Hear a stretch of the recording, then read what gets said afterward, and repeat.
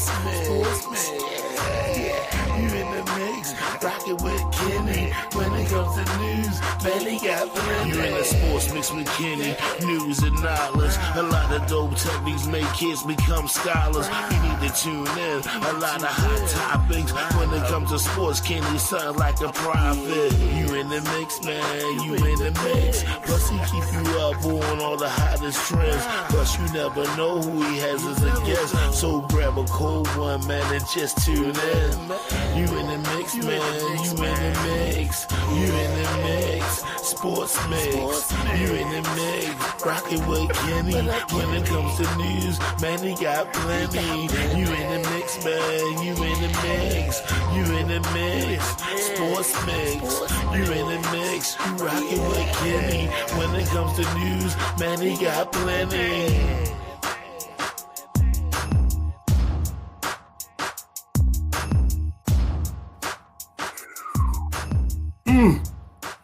Sports mix, y'all. Big Kenny in the building. Got a little get this cold out my throat. How's everybody this evening? Checking me out from YouTube, Instagram, Facebook. Got a special guest with me tonight. I don't know if he's a guest. He's been here before, so I don't know if I can actually call him a guest. You know, it's like family coming back home, like homecoming on the sports mix. So my guy Dino not gonna meet with me tonight. So we've been trying to get this thing together for a couple weeks, I'll say. You know, just to get my guy back on the show. I know he's a busy guy, but somebody that people in Baltimore and DC and St. Louis, New York, they may all be familiar with this brother. You know, I came to know him here in Baltimore as part of the Big Fat Morning Show, you know, and I've been following him ever since. You know, we got to be friends on social media, Facebook, and you know, I got to know the brother, and we've been rocking for a couple years now. So I don't know if it's a welcome or a welcome back. Welcome back to the Sports Mix, my guy Marc Clarke. Brother Marc, how you doing? What's going on, sir? It's like you said, man. It's like a family reunion on here, man. It's good to be with you, brother. Absolutely, always a pleasure to have you. Always good to talk to you. You know, we've been, like I say, we a couple years now. You know, we talked for some years on social media before we actually even met. Yeah. And then we met, and it's kind of all right. Here we go. Here we go. Know, but I've been taking notes and you know, watching you do your thing for some years now, and you know, like I said, you've been on the show before, so you're not new to this. You've been here with us before. You've been part of my round table with the fellas, and we talk, and you know, you fit right in. You know, so I figured let me get you up, kind of sharpen up my interview skills a little bit. Get to know who Marc Clarke is. You know, outside of how we all came to know him. You know, so you know where it all started and how you got to where you are today. So I figured I'd do a little slight interview with you, and then we'd go talk a little sports, you know, do some sports talk. So are you ready? Baby. Ready to rock and roll? Ready to rock and roll. Whatever you got, brother. All right, let's get it, man. So Marc Clarke, you know, just let the people know where are you from originally? Well, I'm from. So look, all day, right? Before you do that, I was going to do this. I was going to do the little Cedric the Entertainer intro. You know, Marc Clarke from Willacoochee, Georgia. You know, but my guy wasn't here with me, so I said, "No, we just gonna do it the regular way." So just, where's Marc Clarke from, and how'd you get yourself started into radio? Well, you know, Kenny, I know you can go down the rabbit hole with the sports. So I'm from Springfield, Illinois, which isn't far from East St. Louis, Illinois, which you know has spawned a whole bunch of great athletes, and also St. Louis. So about 84 miles away from St. Louis. And I grew up in Springfield, Illinois. Okay. You know, I was born in Detroit, grew up in Springfield, which is the state capital.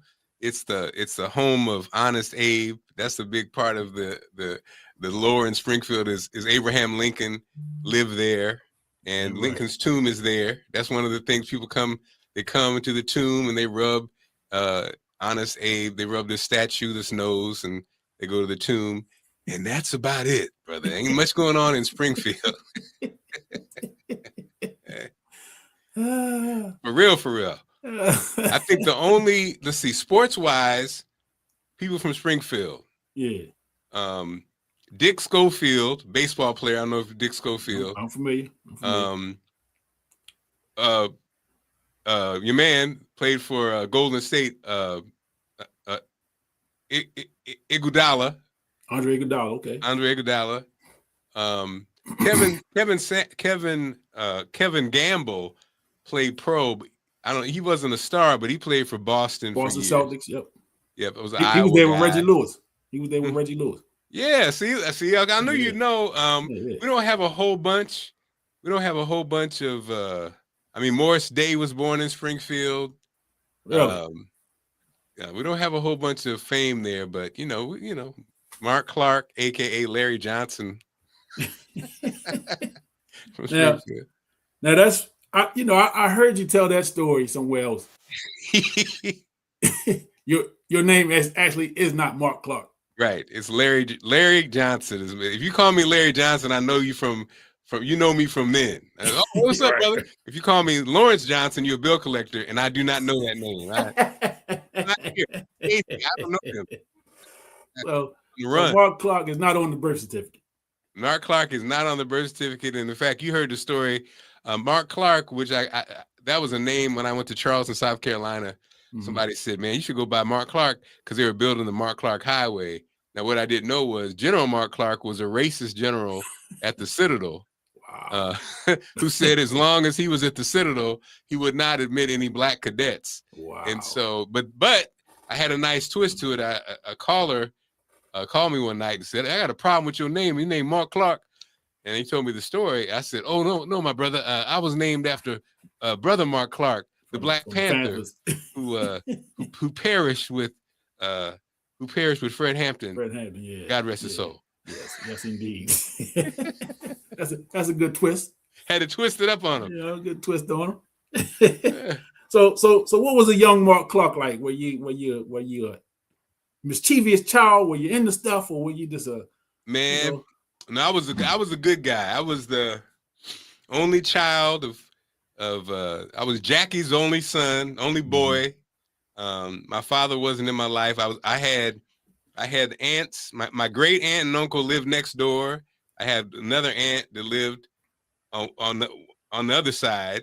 Then I had another aunt that lived down the street. So I was the young guy who had the duty of getting the mice and the rats and all the yard work and you know what I mean. But I mean, you know how it is, that old neighborhood where everybody looked out for you. But the good news is I had all that love. Didn't have my mom didn't have no money, but I had a lot of love and attention and support. And that's probably more valuable than anything else, right? So the ability to have the stage and people watch me do what I do and perform or whatever. I had that support, and that's what I think Springfield really gave to me. And I think Springfield gave it's about 12% Black population, so it's a predominantly white town. But I think it allowed me to be able to just be myself. We all have to code switch, but it really let me be myself in most environments. And I think that actually became an advantage. You know what I mean? Yeah, absolutely. And I grew up in Turner Station. I don't know if you're familiar with that. Yeah. People try to say we from Dundalk. No, we are not. We are from Turner Station. Turner Station. We differentiate. You know what I'm saying? There was a Dundalk Avenue was the line, and you crossed over this way, you were in Turner Station. When that side, you're in Dundalk. Yeah. But we went to Dundalk schools. Wow. So I can definitely relate. So I was born just after they desegregated. Mm-hmm. So like my aunts and some of my family members went to the school in Turner Station, which was Solace Point High School, and the other elementary schools when they were all Black. And they were some of the first people to, be sent to the Dundalk when they desegregated schools. So I probably started school maybe, I guess, 76.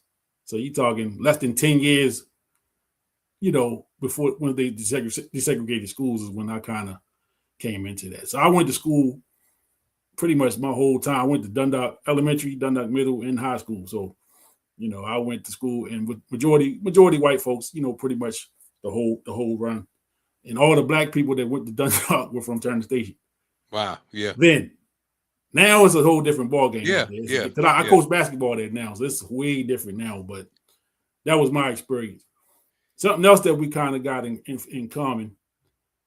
My mother, when she moved out for good, she bought a house right next door to my grandmother. So, like you said, you had the aunts and right next door and up the street. Yes. I had grandma right there. So, and it was, I never was without. Yeah. I think that does give you something, and it protects you because I think you're very conscious of not messing up. You didn't want to have a bad name. All that stuff, that's a big factor when you have, you don't want to mess up the family name and all kind of stuff. That comes into play, when you have it. Yep. If you don't have it, it's a whole different animal. For sure. So now you said you're a good kid. Did you play any sports growing up? Yeah, I was football. I mean, I love football. So the sports I actually played for fun: basketball, football, track, and so for me, busing. So, like you said, it was funny, Kenny. I'm 59, so I think we really were the kids after segregation, and we benefited from it. Yes. And so in Springfield, busing changed my life in that, originally I'm in the neighborhood, in the hood school. And, when you go into an all black school, the cream rises to the top, and I was not rising. I mean, the only sport I had in grade school was, I was big. So Big Mac, they called me, and, flag football. But when it came to basketball, I couldn't even get on the court. But then when busing happened in 4th grade, I went to the white school and I became a superstar. Hey Kenny, I was big, right? So I wasn't comfortable wearing a tank top, so I had the white T-shirt over it like Georgetown. I was killing them, Kenny. I was killing them. Now wait a minute. Now the funny part was, who messed me up, who was 2 or 3 years younger than me, was Lee Akers, who was a girl. I was over there, Kenny. I was the king of the school. I was averaging about 12, 13, maybe 15. Lily came in. She had handles. Lily was she was scoring like 17 a game. I was like, Lily Akers, man. Lily Akers was she got recruited by Tennessee later in life. Wow. But Lily loved the girls and loved the streets. Yeah. And it was interesting. Lily actually, I think that's what got her. She was from the family that was the streets, though. In all fairness, her people, her brothers were all in the streets or whatever. But she was nice, and she would have, again, in a little Springfield to have Tennessee looking at you. You remember back then, Kenny, Tennessee was an institution. Oh yeah, absolutely. And like I said, she was like 3 years younger than me. And so in high school she was nice, but then she got caught up. But yeah, that going to that little grade school and busing from 4th to middle school.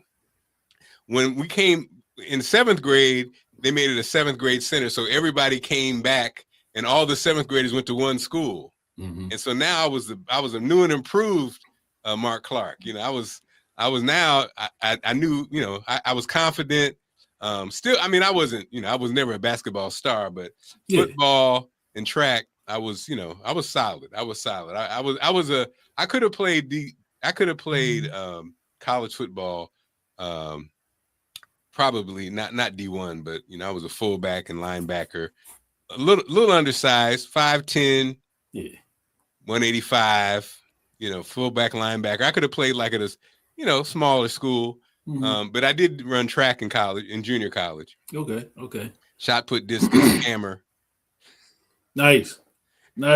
So were you popular in school, like high school years? Were you I could have been a politician. I was I definitely was voted best personality And I did all the announcements. I did it from middle school on. I did the announcements. I did the basketball games, did the football. I did all the announcement stuff, you know. Okay. And I went to vocational school for radio television. So I definitely hopped into that early. Now the thing, looking back, Kenny, I could have been politically, again, same thing with you at Dundalk, I'm sure. Now I was on student council, but looking back, I wish I had have become president of president of the class or whatever, because they never had a black one, and I could have been. And the moment that I look back and I'm like regret, but I start to see how things work, was I was in line. So this is my senior year, and this white guy, Blake, again, I had no intention. I was in line. He goes, hey, Larry, you're not running for class president, are you? And I was like, I never thought about it. Right. And I wish, Kenny, I should have been like, yep. Because I would have won. You'd have won, yeah. Because the guy who was class president, you get older and you look back, his family owned a department store in Springfield, Illinois. And what I thought about, Kenny, was it was called Myers Brothers. And I'm sure his ancestors knew Abraham Lincoln. I mean, they had a store. They had like a department store back in the 1800s. Yeah. And I was like, damn, how powerful would that have been if I defeated him and was the class president. But we weren't thinking like that. Yeah, they were thinking like that. They were thinking like that all the time. Yeah. And it's almost like they say somebody's playing chess, some people playing checkers. Yeah. Yeah. We didn't even know it was a game most of the time. I remember when it was time to do the ACT. I remember I was, laughing and is that today? And other kids, this was the most important test of their life. Right. And I was just laughing. I didn't study. I didn't know that. And sure enough, my test reflected that too. Absolutely.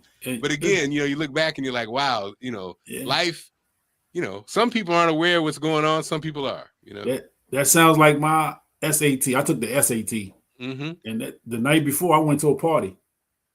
I partied and I was out late and had to get up early, and I went in there and realized I'm not ready for this, man. Right.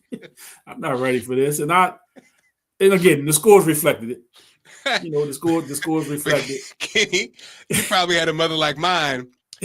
When the ish hit the fan, with my C average, it was at Christmas time. I was over my aunt's house. And you know how they be like, how the family. So you going to go to college next year?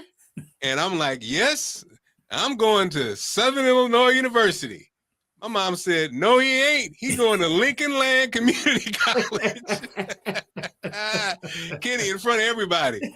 I'm like, no, I'm not. She said, with them grades, you're going to Lincoln Land Community College.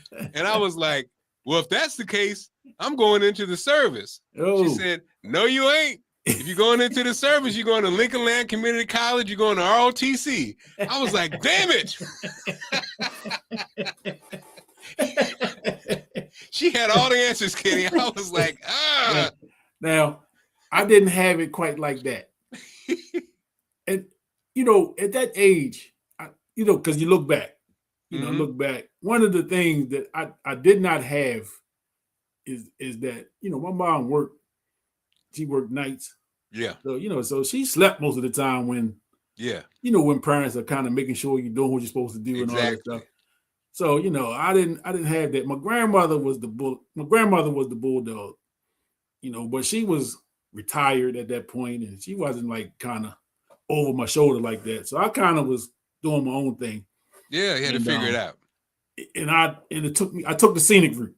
Yeah. For sure. I took the scenic route. Like I was an okay basketball player. I wasn't like a star basketball player or something. I had a couple opportunities to play like junior college right out of high school.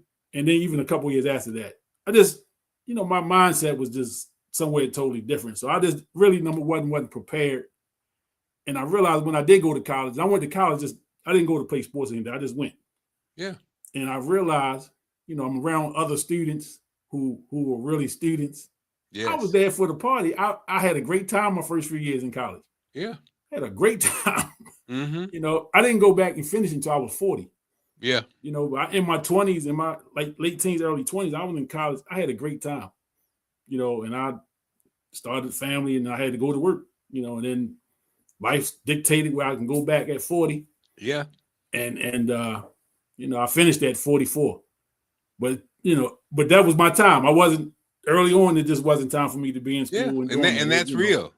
And it's funny because, you know, as you become a parent, you start to see, like you said, my mother she didn't work nights, but she was going through hell at work.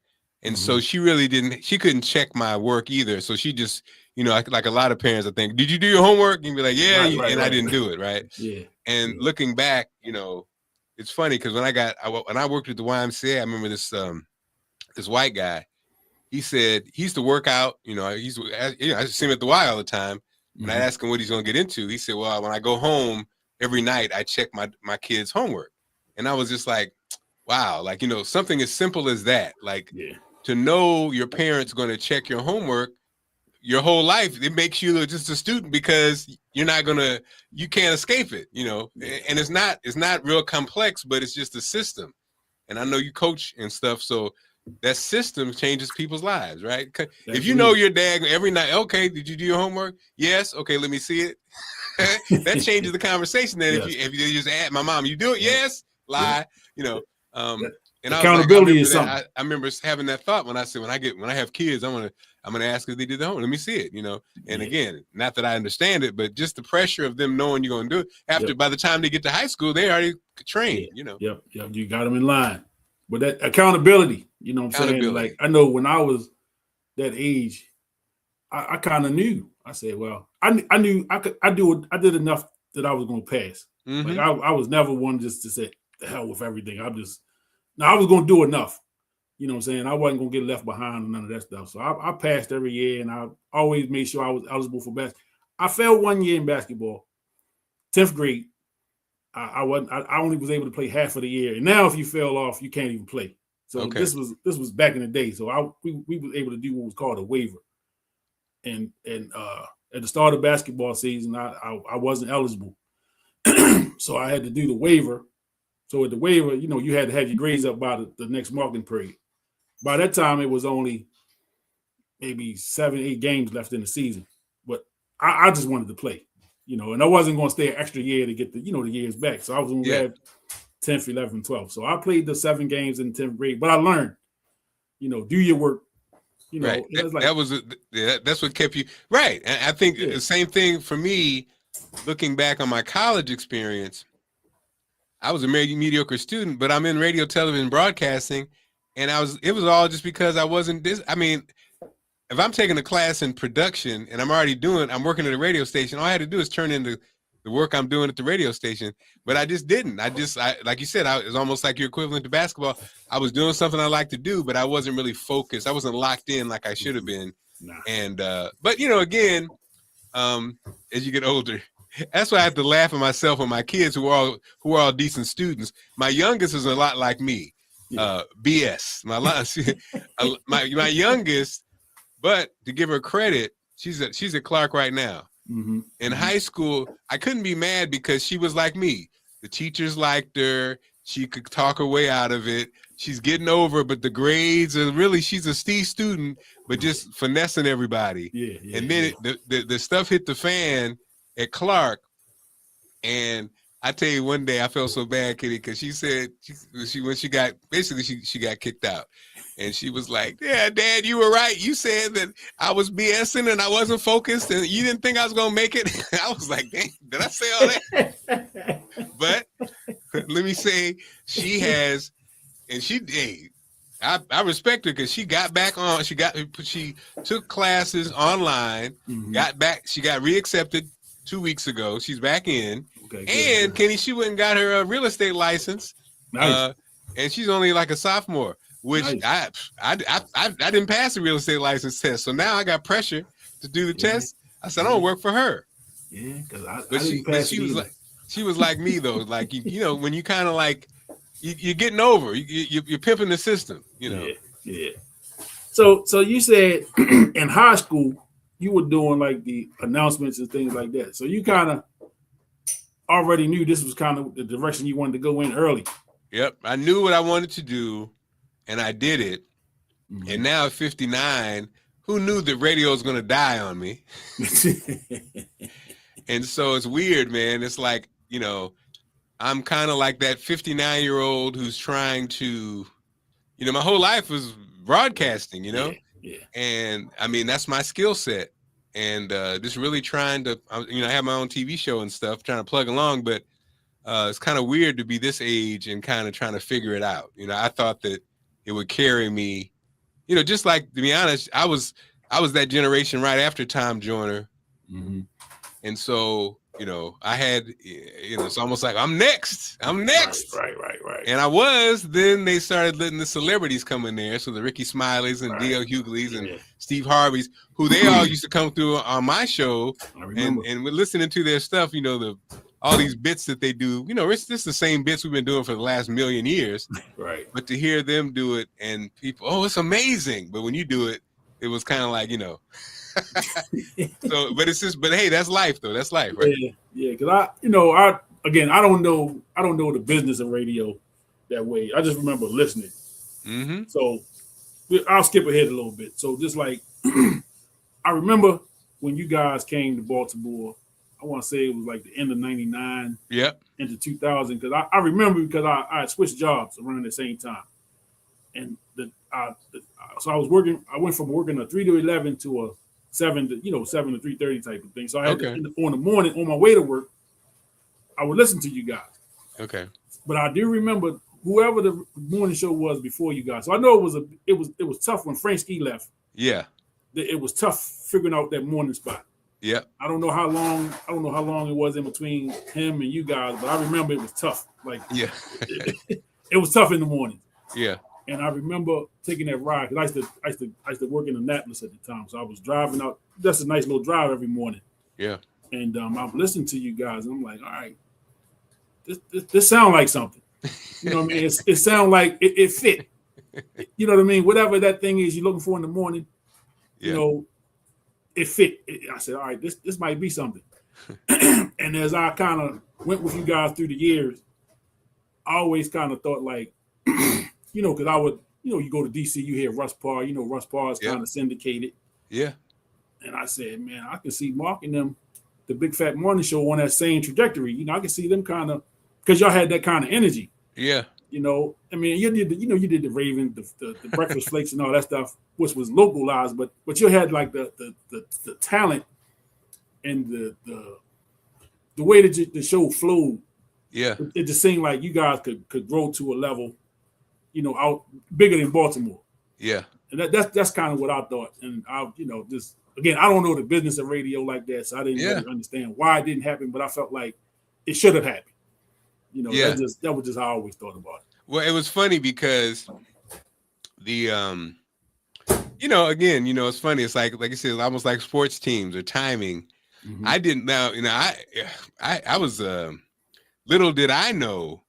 So after, you know, we came to the market, and after the first deal, some, you know, people always say you need to get an agent, right? So I thought I randomly called this agency in New York, and this guy, you know, picks up and company picks up, and ended up, you know, the Big Fat Morning Show. Now I had an agent, right? Mm-hmm. Now, little did I know that the guy that one of my best career moments from a contract standpoint was this. So I was already making more than I've ever imagined doing it, which was a blessing. So I get this guy in New York who's an agent. Now, he didn't tell me any of this. So it's time to renegotiate. He's in New York, and they had offered us, you know, the typical 3% or whatever, 1%, and you know how they do. And so he goes, he rejected it, and they said, well, George, you know, we don't understand. We offered you a fair offer, but you know, you're in New York. You don't know how Baltimore radio works. He said, oh, I know how Baltimore radio works because I represent Rouse and Company. And, you know, back then Rouse and Company was like, you know, big deal. And he said, I don't understand that Marc Clarke and the Big Fat Morning Show beat Rouse and Company, and he makes $300,000 a year. So I was trying to understand. So, that moment, Kenny, I was like, what? But the crazy part was he never said it. He never said at any point did I even know that, right? Mm-hmm. So probably in my mind, I thought I called and picked him, but probably when I called and they said Marc Clarke from Baltimore is calling, he already knew who I was because he was he was familiar with the market. But we never even had a conversation about this even afterwards. So the part two, Kenny, that was interesting, the reason we did talk about this, the reason he picked it because he had never had a urban radio show before. He said the industry was saying that urban radio was hot, right? Mm-hmm. And so here he had this show in Baltimore that was number one and really popular. He secured it because he also represented at the time. Remember Bill O'Reilly? Yes. He represented Bill O'Reilly, and he said he figured he could leverage the Big Fat Morning Show, if he had a product, an urban product like ours, and blah, blah, blah. So in his mind, he thought we were going to be syndicated too. Right. But then Steve Harvey, because when you're talking about corporate ownership and stuff like that, you got Steve Harvey, who, King's of Comedy, it's like we got Marc Clarke at the Big Fat Morning Show. We got Steve Harvey. We got Ricky Smiley. The comedians have all these followers. And so a boardroom is much more appealing because they don't know us. They don't know black folks. They know is numbers. Yeah. And so that's why the celebrities were able to get in the game and push us to the curb. Because when it got corporate, so you're like, wow, that was an interesting time, right? Yeah. Well, I rarely listen to radio now. Yeah. I'll plug in I'll plug in my phone and find something to listen to that way. Like I rarely have the radio on there. When I got a part-time job, I do a couple days a week. I put the radio on when I'm there. Yeah. Because they don't have the technology for me to plug in. So I'll just listen to it. And usually I'm listening to like D.L. Hughley. Yeah. And then whatever comes on after him. And I think that's a syndicated show. It's DL. And it's funny, all these guys, when they would come through, I could see the curiosity about radio. They would be curious and they'd enjoy themselves, and just to see how they got the spot, you're just like, wow, life's a trip. But it is what it is. And that day and I think we were the last generation that really had favorite radio stars and favorite radio shows and all that kind of stuff. And the game changed, Yeah. I mean, well, just sticking with the Baltimore, just that run, it was a time when 92Q y'all had it on lock. Oh, from the morning all the way up until Conan and them at nighttime, or whoever was at like 8 to. Matter of fact, the overnight guy, whoever, it was all day, right after the other. Every demo, and you couldn't miss. Yep. You couldn't miss. So, and I wasn't sitting there listening to the radio all day, but you could turn it on throughout the day, and it's you got a host that's killing it. Yep. You know what I'm relatable. saying? And relatable for sure. Mm-hmm. And again, it was like all day. And like I say, 92Q had the city on lock for whatever time period that was, and then you start to see again, like when somebody on the outside, when you don't really understand the business, and you listen to radio and you know not to get too used to or get comfortable with your people because they could be gone and you never know what happened. They never know what happens, right? You never know what happened. It'll take somebody else there. Yeah. Like now, even more funnier than that. When V103 went off the air, they were on one day and gone. And the next day it was some other stuff. I was like, and the crazy thing, I won some tickets off of V103 maybe the week before they went off. So now I'm worried about, am I going to be able to get my tickets? No. I got them. Oh, you got them? I was able to get them, yes. Okay, wow. I was able to get them. So what happened, I guess, when you win, you give them your information and all that stuff. So they called me and told me that I could pick my tickets up in this window at this place. And then when you got there, you got people, what happened? They said, we can't talk. We can't say nothing. Right, we can't tell you what happened. Gotta sign for your tickets and get the hell out of here. Yeah. Well, yeah, it was crazy. Radio was crazy like that. Yeah. And I think one of the things that connected me and you felt like say because I was just somebody we were social media or whatever, and I remember I don't remember exactly what you posted, but I remember commenting on it, and you kind of commented back to my comment. So that was kind of the first real interaction because I think what I said kind of hit home. Yeah. And this was right after you were off 92Q. Yeah. Maybe not right after, but it was after that. Yeah. And I remember saying that, and nothing against Pork Chop, yeah, but I felt like they brought him to the Vet Morning Show to kind of kill it. You know what I'm saying? Nothing against him, but because he didn't fit, what you guys had going on. He wasn't that guy at that time. Yeah. I think he does a great job now in the mornings, but he Yeah. was a young guy at that time. He was more fit for the nighttime. He was with the younger crowd. And I think Troy was already gone and Marvel was, you were kind of left. So they just filling in people. And I was like, I in my mind, I'm thinking it's not going to be long. If Mark don't leave, he going to be gone. You know what I'm saying? Because it just the show just wasn't the same. You know what I'm saying? At that point. And sure enough, you were gone.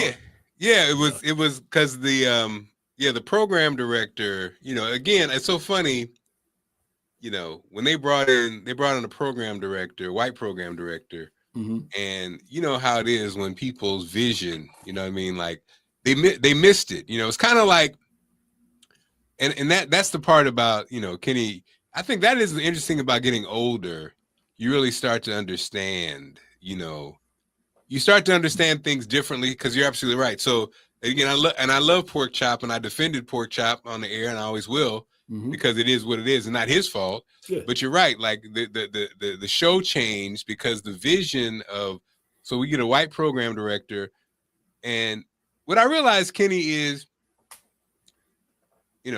white folks, when you talk about Black product, their relationship is interesting in that it's most of them in the space, white folks in our spaces are brought, entertainment especially, are brought in as fans of hip hop.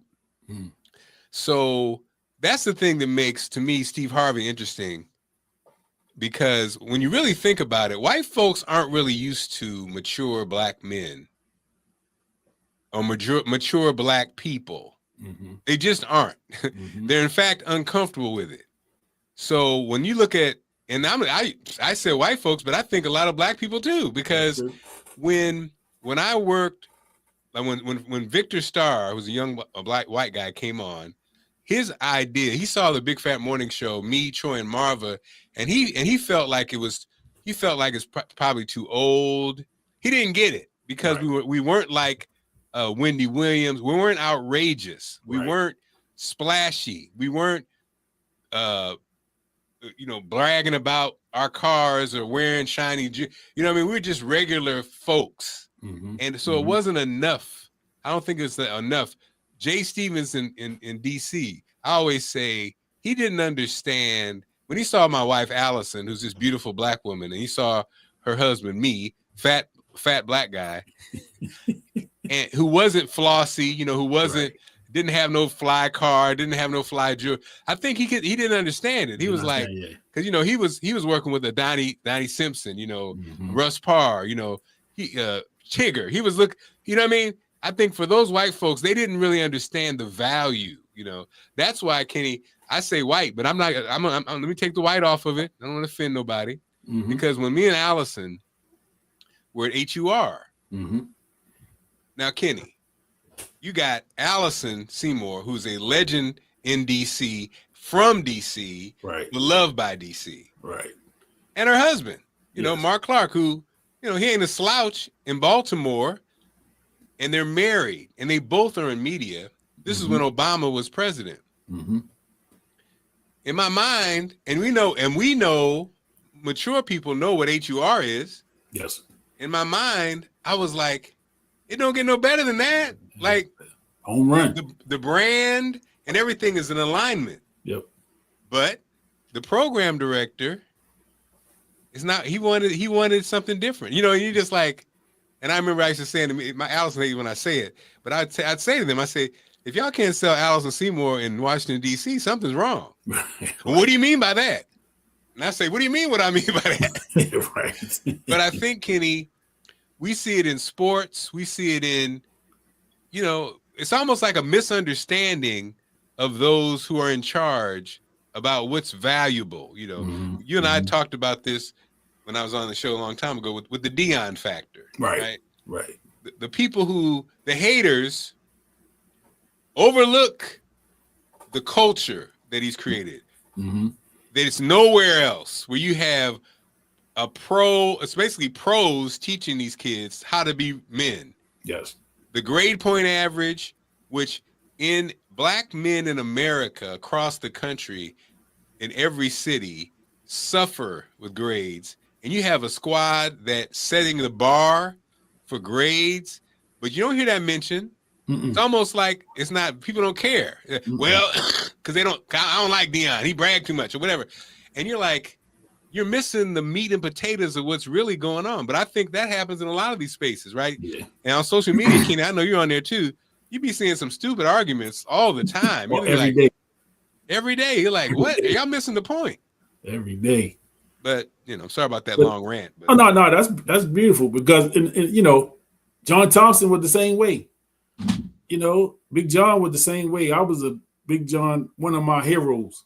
He was one of the people, man. I fell in love with Georgetown basketball. Yeah, we all did. And that's the other thing that's so funny is, right, our generation, from John Thompson to Obama to whoever. Yeah. I don't care where you live. These people impacted your life. Like I said, little me or big me, when I put that little T-shirt underneath the tank top, I was Georgetown. That's Georgetown, absolutely. I was trying to hide my man boobs, but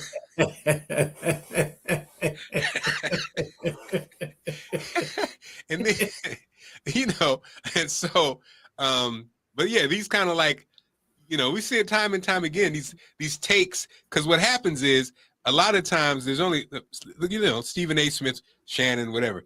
There's only like one guy or a couple of us having a take. Yes. So when they go down the path and they be hitting it wrong, you'd be like, oh, Lord, like Stephen A., I don't even know. Man, I don't know what happened to him. Yeah, Stephen A., I think that money got to him, man. He up here salary-wise now, so he kind of, I don't know. I guess he, I don't You're right. Know. That's a good point. It kind of happened. You got to have these kind of takes to get this kind of money. Something. I mean, goodness gracious, Stephen A. Yeah, I didn't like his stick anyway. Because I didn't like the loud and all that. You know how he is. I wasn't a fan of that. But I respected him. Yeah. But like you say, in the last few years, some of the stuff that he says and some of the takes he has, I mean, everybody's entitled to their own opinion. But come on, man. Sometimes he just be way out there. Sometimes I think for likes, because sometimes people do things for clicks and likes. Yeah. They know it's going to get the ratings up, going to get their numbers up or whatever. So I some of that may be that, but still, come on, man. You don't forget where you come from. You know what I'm saying? Don't forget who you are at the end of the day, because they will show you. They will show you. If you get too far out of the line, they will show you who you are. Yeah, and maybe he has been. I think maybe after you've been making so much for so long, you just really don't. You're not really grounded anymore. Right. You kind of like been in that space for so long. Like I just did a excuse me. I just did a trip, a guide trip. Mm-hmm. Of course, I was tapped out, so my childhood friends took care of me. Mm-hmm. And man, we're all in our late 50s, early 60s, and the guys, many of them have done real well. Yeah. And to see, you see how important money is. You need a minute? Man, I've been having a little cold, so it's showing up here. Drink of water. Hold on one second. Yeah, get your sip of water there, buddy. Okay, Kenny. You hop on. I'll get a sip of water. I got you. So got my man Marc Clarke checking in, doing a little Q&A. talking with Mark about his journey in radio and coming from Springfield, Illinois, and how he got here to Baltimore and pretty much became a legend in radio here in the city. Did some radio in DC, New York, St. Louis, and doing some TV now. So we're gonna dig into all of that. We'll talk about some current events too. Some of the sports events from over the weekend. The NCAA tournament concluded, men's and women's over the weekend. UCLA defeated South Carolina on the women's side, and last night Michigan knocked off UConn in the men's NCAA tournament. So we'll touch on that in a little bit. Get back to Mr. Clarke. I'm back. I'm alive. Back. Get that. Take a few sips of that H2O there. A little agua. Yeah. So yeah, man, I did the male getaway, the guy getaway trip, which was funny, Kenny, because I have 3 daughters and a wife and 2 girl dogs, so there's not a lot of testosterone. So to be with the guys, doing what guys do, it was crazy, Kenny, because I was like, and I had to laugh because as stereotypical as it sounds, it really is. It really was everything that men love, It was all inclusive. So a lot of drinking, a lot of partying, a lot of eating, a lot of just doing guy stuff, like challenging each other to stupid stuff. But I had to say, it was a happy place. I gotta say it was a happy place. But the thing I really was tripping on, Kenny, was because even in the good old days when I was making decent money, I've always just been a family guy. So I never had killer cars, or I never had the flossy, put me in the VIP pop bottles type life. Right. But now with at this trip in the DR, the guys I was with, they had it like that. So they have you. It'd be like if you were joining us, Ken, with the gray beard. We're up in the VIP. They send everything your way because pay to play, right? Yeah.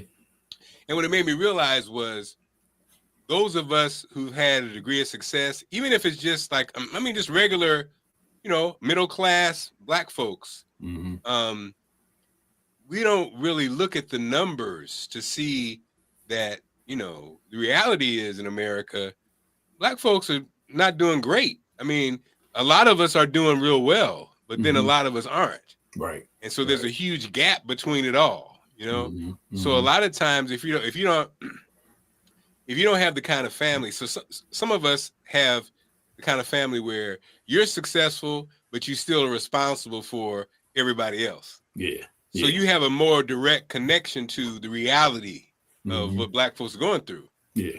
But then some people don't have that responsibility. They could just take care of their family. That's it. Yeah. So you don't know when you see those numbers and they say, the average median income for Black people in America is probably around almost 52,000 or something or less. You'd be like, really? Because but no, that's it. Yeah. And so I think that's what reminded me of. So then when you go to a really poor country, you start to see it for real. Like, if you got the money, you could do whatever you want to do. So I say all that to say, you take a guy like a Stephen A. Smith, who's been successful for what, three decades now, and not I'm talking about the super, super high level. You don't really have a realistic take. Right. You don't have a take anymore because you really don't have anybody. Matter of fact, most of these guys, even these podcasters now, Kenny, the reality about podcast, people, you can make money in podcast. You can, but these people saying it are not normal people. No. They got these celebrities are giving almost what happened to radio, right? Yep.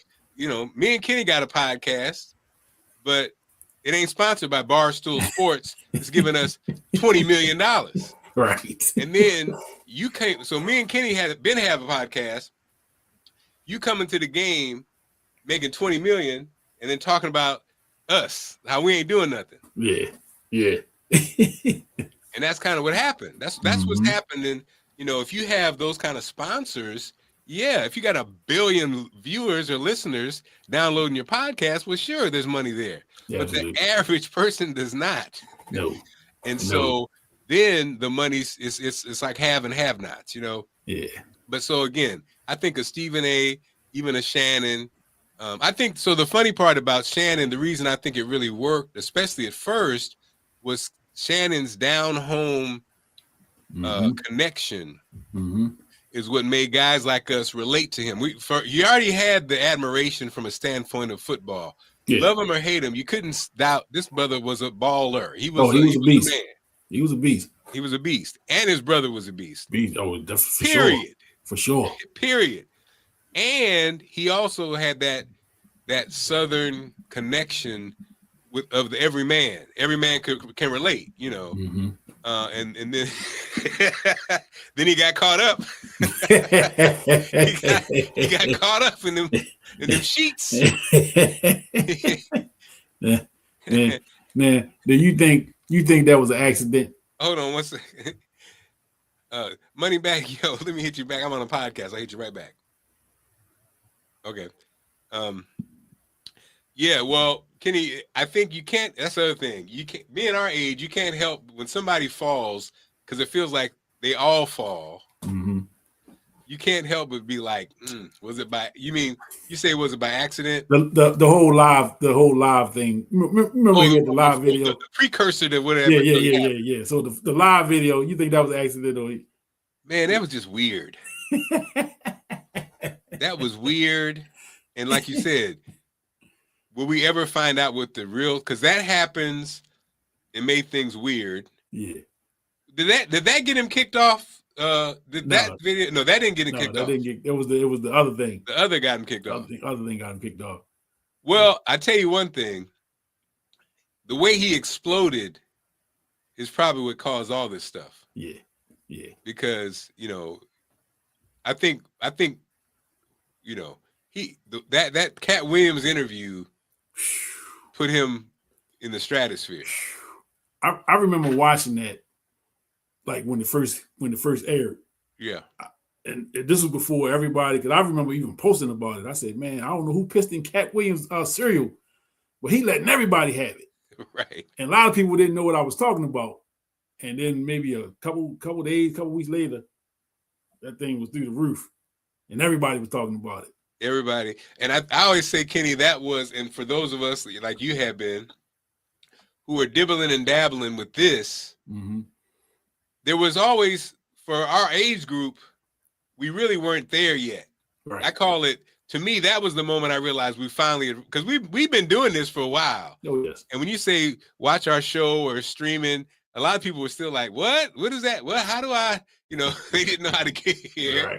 Right. But when the Cat Williams thing happened, it felt like everybody, the grown folks and everybody, I said, oh, that's to me was when I felt like, oh, this is a real thing. And sure enough, it felt like, more and more people started, and then it took off, Yeah. And that, again, I do this and I haven't received a nickel.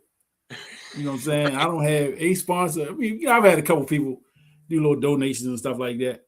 But I'm not sponsored by anybody. Yeah. So I do this because I love it. You know what I'm saying? Exactly. It's an outlet for me. I get to talk about sports. I do it for free every day anyway. Yeah. Well, I still do it for free, but I do it off camera. I should say that because I'm definitely not getting paid. But I do it off camera every day anyway. Yeah. And I'll talk sports with just about anybody. I realize now, especially, we're a little more advanced in age. I just don't have the tolerance for ridiculous conversation. Yes. So once the conversation started going to the left, I just walk on away from them. Like, nah, I'm not gonna take no part in that because it's just going to go nowhere, And then you got people. Everybody got a take now, or people. You could talk to somebody at the Walmart or something, and they want to go off like Stephen A. or what's the guy? What's the white guy? Colin Cowherd. Cowherd and all them. They want to be loud and they figure if I'm louder than you, I'm more right. That don't make you right. Yeah. But you're just more loud than me. But okay, I'll have at it. So I just had to be careful with who I have conversations with now, because like my tolerance for just ridiculousness and nonsense is very limited. So I just had to walk away. Yeah. So in this environment, it's controlled. I know who's going to be on with me, and we can talk. And I don't mind debating. Yeah. I don't mind debating something if I don't agree with you on something. I don't mind that, but I'm just not going to do the nonsense. You know what I'm saying? And I feel like if I feel like I'm getting like too animated, where I'm almost on that screaming A type of thing, then I got to pull myself back. Like, nah, come on, all right, Kenny, come on now, slow down, buddy. Yeah, I've definitely, you remember in the old days on the Big Fat Morning Show, I used to get into it, but I've calmed down. You're right, I've calmed down now because I think the art of communication and interaction has changed. For sure. And I think people aren't, like you say, on one hand, everybody has a microphone. That's the problem. Everybody has a microphone. That's the problem. Back in the day, not everybody had a microphone. Right. Now you hear comments, and you be like you say oh no, if you read, I do read the comments. You read the comments, you really be like, what is going on? Like, but then you forget, like, Kenny, I think we witnessed. It's one thing, I think, when you witness the player or witness the time versus not being there. If you didn't live it, it's kind of different. Yeah. It's almost like we witnessed the Ray Lewis era in Baltimore. Yes. What Sundays felt like, what that Super Bowl, that retirement play with Ray Lewis, 4th and 1, you got to make a play. Oh, Ray gonna make a play. Yes. It's the same thing with Jordan. I think that Jordan era. Yes. If the game needed to be won, Jordan was going to win the game. He's going to win the game. Yeah. And so you start talking about stats and stuff. It's like, it's like, it's different. Stats are one thing, but it's like the essence is something different, Yeah, it's two totally different arguments. Yeah. You know what I'm saying? Again, we talk about the Jordan and LeBron and all that stuff. I'm a fan of both. Yeah. I just happen to think Jordan is better. You know what I'm saying? And no argument you make is going to change my mind. So that's why I don't even really engage in those type of discussions, because my mind is already made up. And I like LeBron.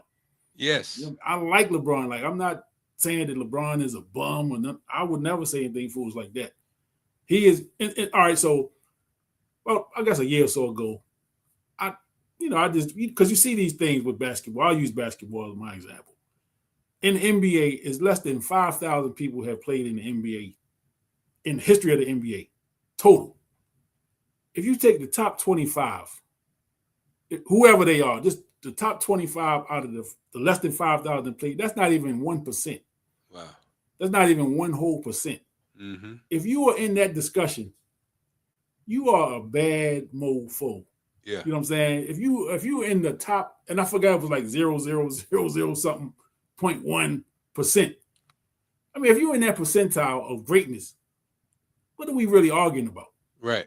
Like, what are we really arguing about? I mean, if you're in that room, you're in that discussion, who cares if you come in at first or fifth or whatever? Who really cares? Because you in a room that most people would never even sniff. Yeah. You couldn't even get a free pass to the room. You get away. You know what I'm saying? Because this is the exclusive of the exclusive of the exclusive. So I and again, when I was a teenager, and we've all been through this. When we didn't see it, I remember older guys telling me about Oscar Robertson and Bill Russell and all these guys. Yeah. I'm like, man, get out of here, man. They couldn't do nothing with Patrick Ewing and Michael Jordan, like the guys that I grew up on. Yeah. Now I'm at a point where I understand, like, you can only go by what you saw. Yeah, it's hard. It's hard. It's hard to.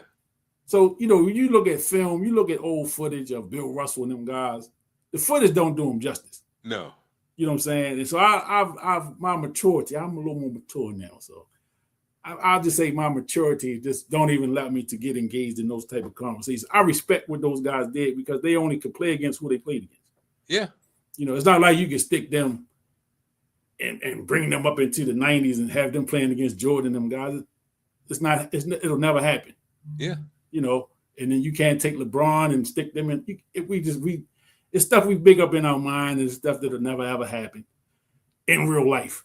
Yeah. You know what I'm saying? So it just become useless. And I see the same people every day for the last however many years, they arguing the same stuff. And you really, I want to ask you, have you ever changed anybody's mind with these same arguments that you make day after day, year after year? Have you changed somebody? Have you got somebody to come over to the dark side? Yeah. And the answer probably is a no. No, yeah. Because if I'm a LeBron guy, I'm a LeBron guy till the end. If I'm a Jordan guy, I'm a Jordan. If I'm a Kobe guy, whoever, Magic, whoever, you know. So these things, like these sports debates, they're only as good as the people who you're discussing it with. Because if you're talking with somebody that's irrational, the conversation is going to go nowhere. And most of these people want to end up fighting, you know, because that male testosterone get going, and you feel disrespected. Now you coming out of hats and shirts. It's right. It always turns personal. Right. It always turns personal. Yeah, so I just avoid those type of conversations altogether now. You know, but I don't mind a healthy debate, and we can talk about, you know, different things. But once it get to a certain point, I'm gonna bow out, and I'm a Jordan, and that's just gonna be that. You know. So before we get too far, you know, so we talked about your radio, your Baltimore run, Big Fat Morning Show. You touched on you and your wife had the was at HUR for a minute. Uh-huh. Yeah. I do know you worked in New York for a spell. Yeah. What's some of the other markets you worked in radio? I worked in Huntsville, Alabama, Charleston, South Carolina, St. Louis, which was, you know, was awesome because that was the station I grew up listening to, and work there was pretty awesome. Like I said, St. Louis, and then DC, Baltimore, New York, and that's it. I think that's it. Yeah. So in your radio career, like I've heard, I've heard like Donnie Simpson. Matter of fact, I was listening to Donnie Simpson the morning after Michael Jackson died. Oof. You know, and I remember he went past 10 o'clock that morning. Because he's like, I can't go. Yeah. I don't remember how long he was on, but I know he was on way past 10 o'clock that morning. Like, what were some of the moments? Like, I don't know, it don't have to necessarily be a death, but like, were you on the radio during 9/11? Yeah. That probably was the moment. I think to me 9/11 was kind of like like the Big Fat Morning Show moment. So you know, we were getting ready to get off in the 9 o'clock hour. I think when it hit, and so we stayed on until 6 o'clock in the evening. Wow. And I think at that point it felt like we were like the kind of the calming voice and the voice of information for Baltimore. I think as a broadcaster, I felt like this is important. You know, it felt like that moment, like we're going to get through this, y'all, kind of moment. I do think we did that. There's a couple of things that happened when the Big Fat Morning Show 9/11. There was a fire in Baltimore. I remember there was a fire where the family perished, or many of the family perished. The Dawson family? Yeah. I think we were on around that time. There were these moments that kind of like we needed just to kind of keep calm, and I think people trusted us. I think that's what it was. I think Baltimore, we had these moments where we built trust. You know, we did a 92 Hours of Peace where we broadcast from the most dangerous blocks in Baltimore, and we actually were on a vehicle on the street. You know, and I think people were like, "Oh, okay, you know, they really are, whatever." And that's what radio to me was all about. And I think that's what made this show. I think especially the original show was to have, you know, three people who really were about it from a standpoint of not just, hey, we're on the radio, but like trying to really make a positive change in a city like Baltimore. And I think what doesn't get talked about Baltimore is people in Baltimore wanted better for themselves, you know. People, you know, our show was a pretty smart show, and we had, you know, the governor on a lot, the mayor on a lot, the politicians on, and people respected that, you know. And I think some people would be like, oh, they didn't. Our show probably to me was smarter than even Russ's in DC, you know, where we had, And I think the way we did it, it wasn't like we had to change and be somebody different when we got serious. It's kind of like we could kind of weave in and out of it. And I think that's what kind of made people like the show, you know, be like, we could be goofy and silly at the same time, but at the same time talk about real issues, you know? Yeah. Now, we'll just talk about the Fat Morning Show. So is it structured to where you are the lead guy and Troy and Marv are kind of your co-hosts, or is it like, are y'all like all on equal footing? Yeah, I think it was kind of like I was the lead guy, and then Troy and Marva, you know, were, you know, the sidekicks. But I think at the same time, it wasn't. Sadly, in black radio, usually they only pay one. Yeah. And so, and we had this conversation. Me and Troy had this conversation even before it even happened, because I said, okay, man, you know how they do now.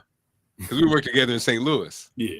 I said, all right, now, when I pull up in that new range, because you know they're going to pay one of us. Are you going to be straight? You know, that was cracking but facking, right? Yeah. But so it was kind of like I was the lead, if you will. Yeah. But I always say though, I had, Troy was my secret weapon, because he produced all those Breakfast Flake songs like a real producer. He was one of the toughest production guys, period, in the game.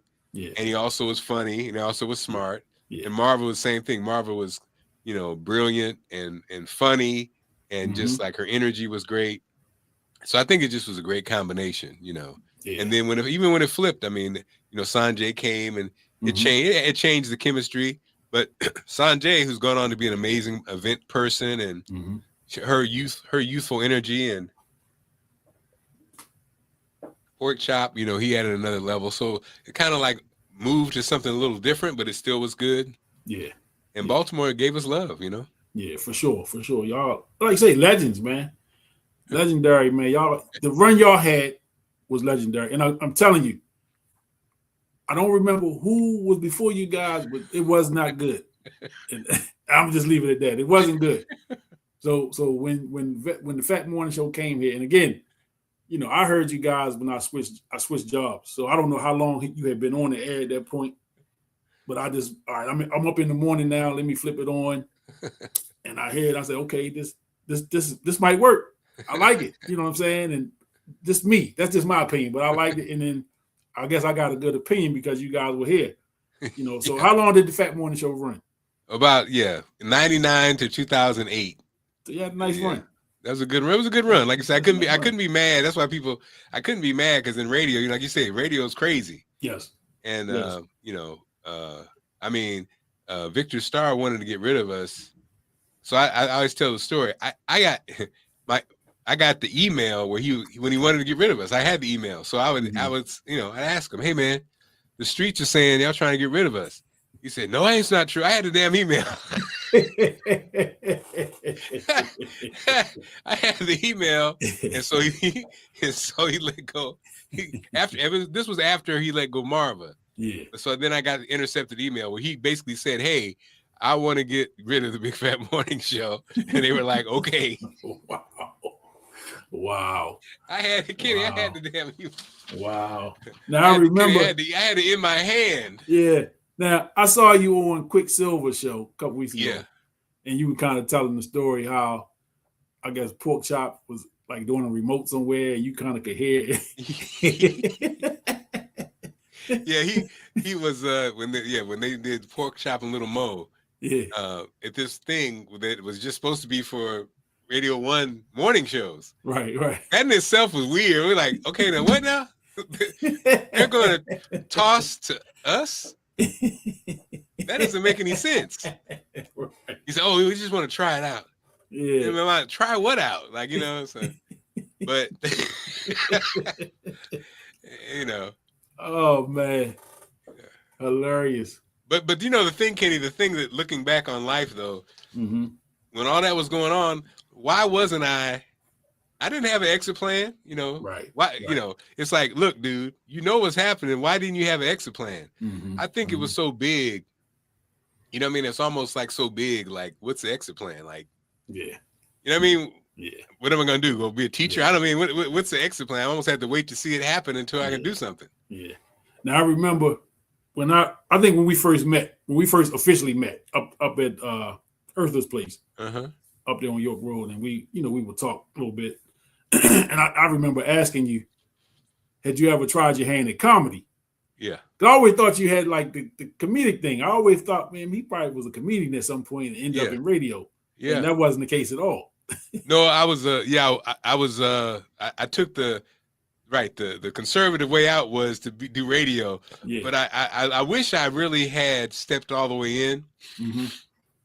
So when I was in St. Louis and I was the sidekick, St. Louis had all, Lavelle Crawford, said had just left. I mean, I knew said he was leaving to go to LA. His brother named Darius Bradford, who's a character on Ricky Smiley's show. I had there were these great comedians. And so when I would go out and do open mic, you know how it is. People expect, because I was a radio guy, I was funny on the radio. They expect you to be funny, but I wasn't a comedian. Right. So they didn't know they were crushing me every time they said, "Hey man, Marc Clarke, you stick to your day job," So Kenny, they was crushed. They didn't know they was crushing me every time. Even Lavelle and them, they'd be like, "Hey man, you did all right, man, but stick to your day job." I was like, damn. But comedy's hard. Comedy's hard. But man, if I had done that, I would have definitely been on that Def Jam run and everything else, because I always dabbled in it. In fact, I don't know if you ever saw the guy, Doug Williams. He got roasted by Jamie Foxx. Roasted him. Yeah, I saw that, right? Yeah, I've seen that. So when I was in Huntsville, Alabama, again, that was my first gig out of college. I was at I used to, when the comedians would come to town, a lot of times I'd pick them up and take them to the comedy club. So like Steve Harvey and stuff would come through.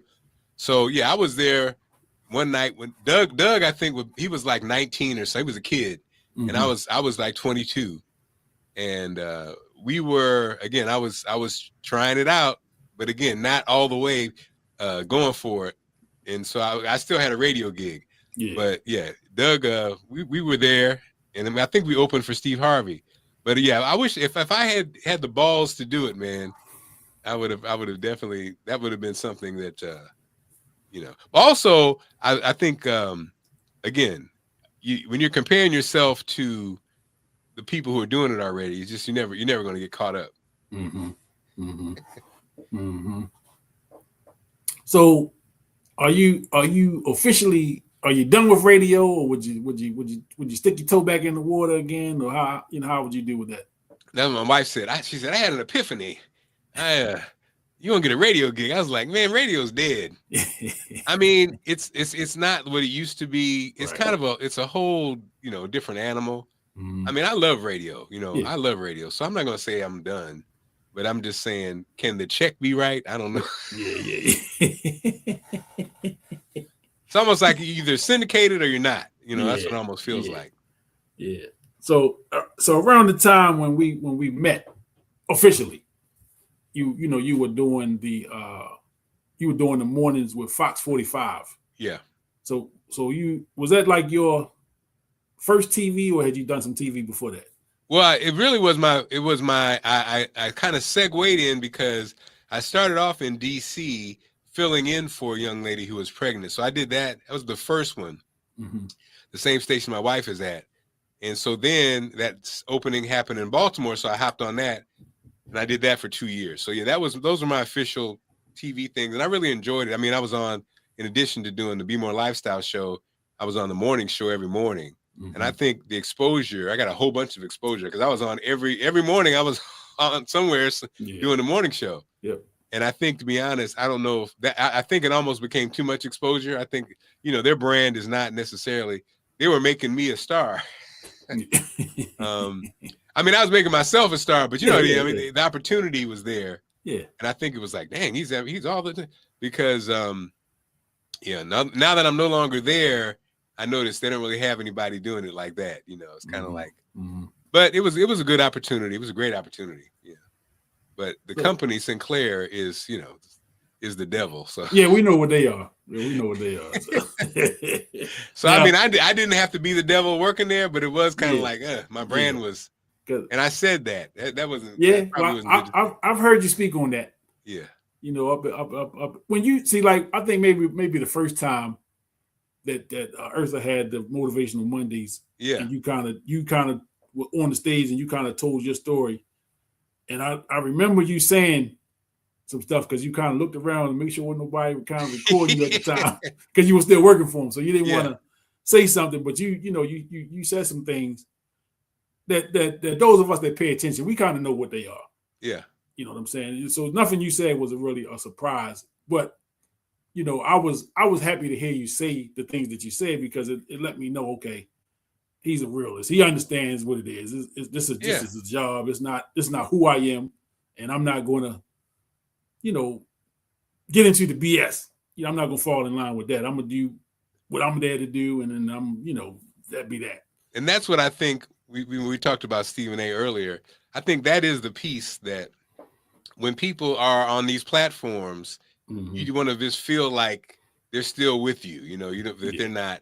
So anytime you see a kind of chink in the armor, you'd be like, now what's going on here? Yeah. Or I don't know what's worse, Kenny.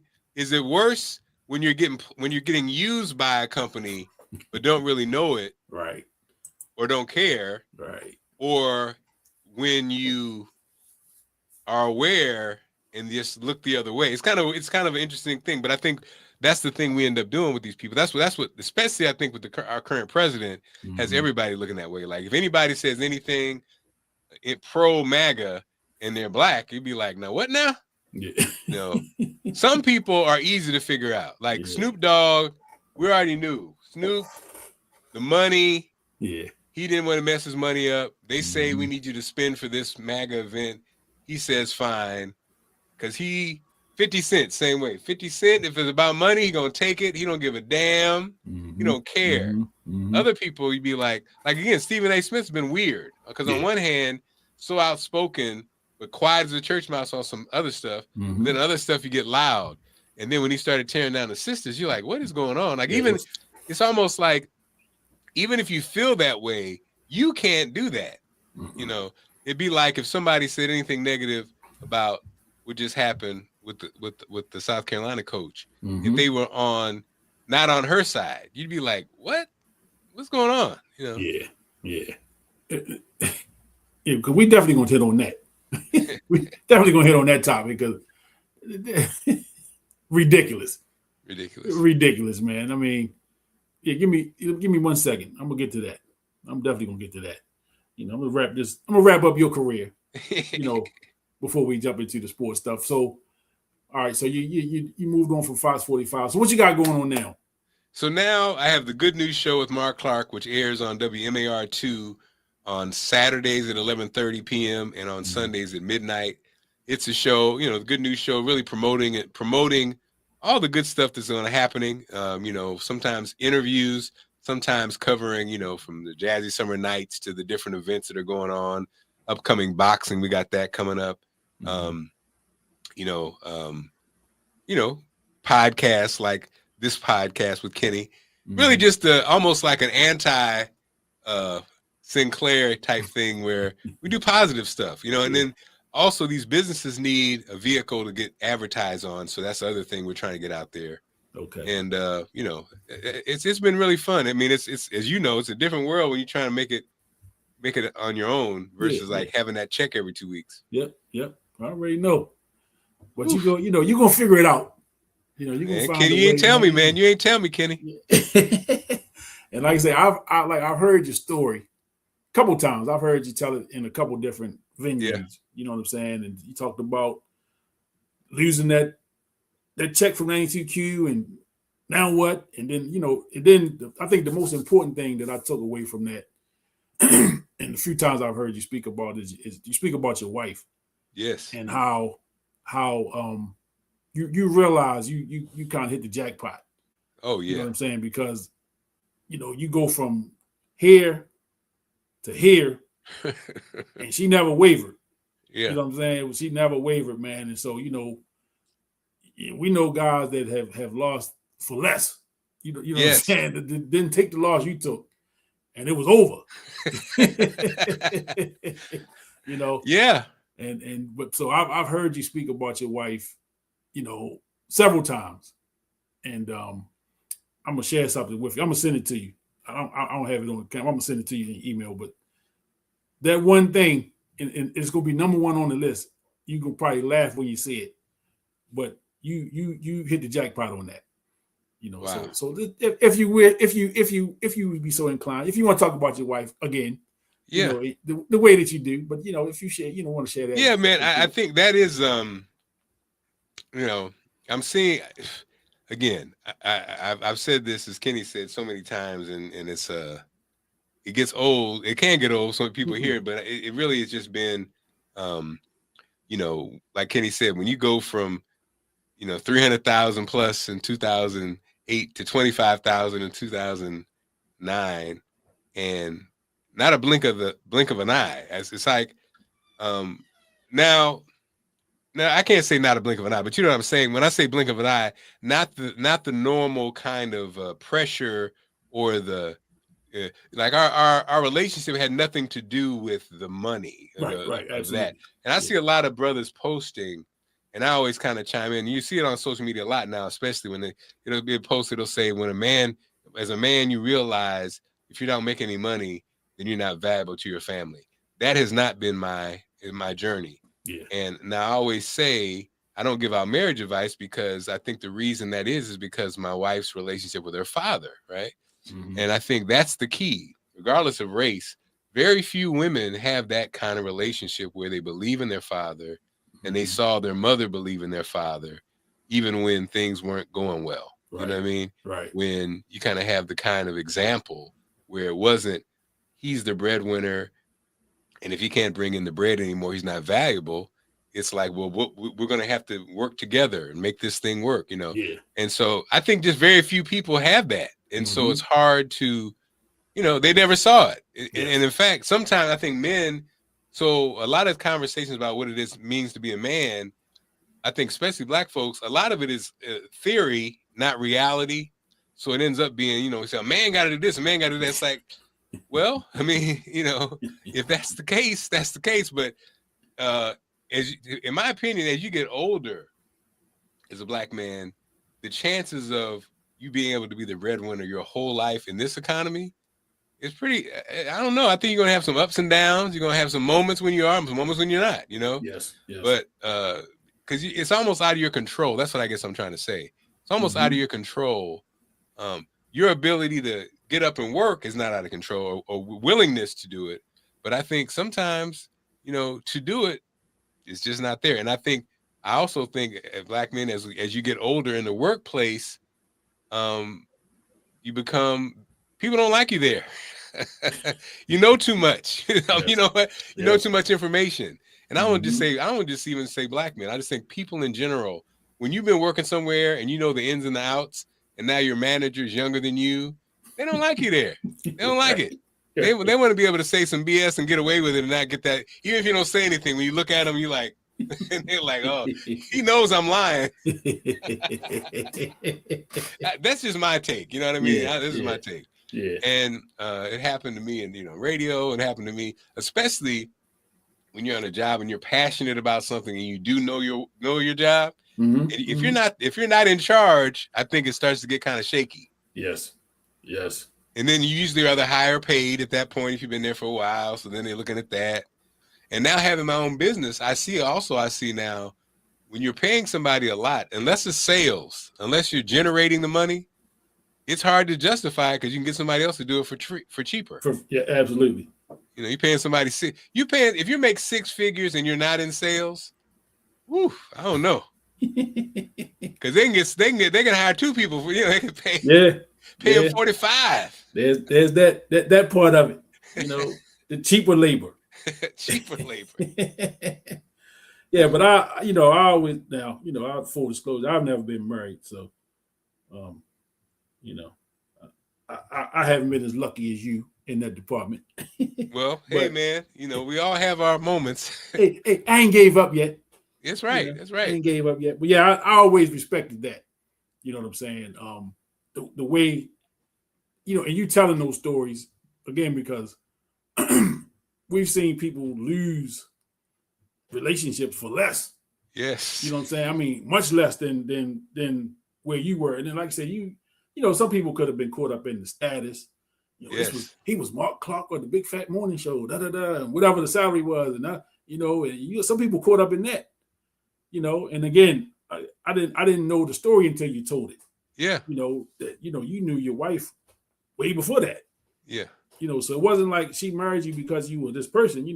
Again, it was more well, than the funny part, Kenny, was actually it kind of coincided. So I meet Allison in St. Louis, and she's brand new in town. I've been there for 6 years, so I'd been there a long time, and I was making about 35, 30. I was just getting ready to get to 40, and she was making 50, and we get engaged. So then I follow her out here without a job. So basically, I follow her out without a job, but I get the 92Q job, and we're engaged. So I left St. Louis, and I was making around, like I said, 35, 40, but only to land the gig here with a base of 110. So now I'm engaged, and I'm making more than I've ever made before, and including her too. She started her job. She was making 100. Yeah.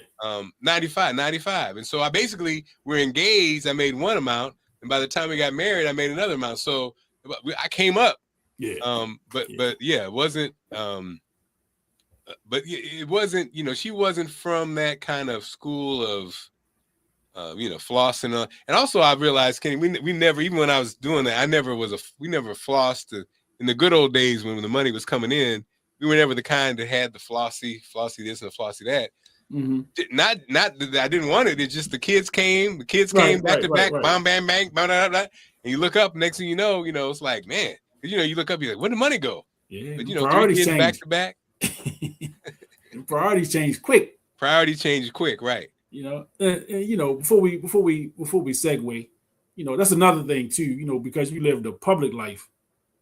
Your children grew up pretty much with you telling those stories on the radio. Yeah. So I don't, I know you got 3 girls, and I remember, you hearing the stories about, you and the kids coming up especially while you were here on the radio here. Yeah. So how old are your girls now? Yeah, 25, 24, and 21.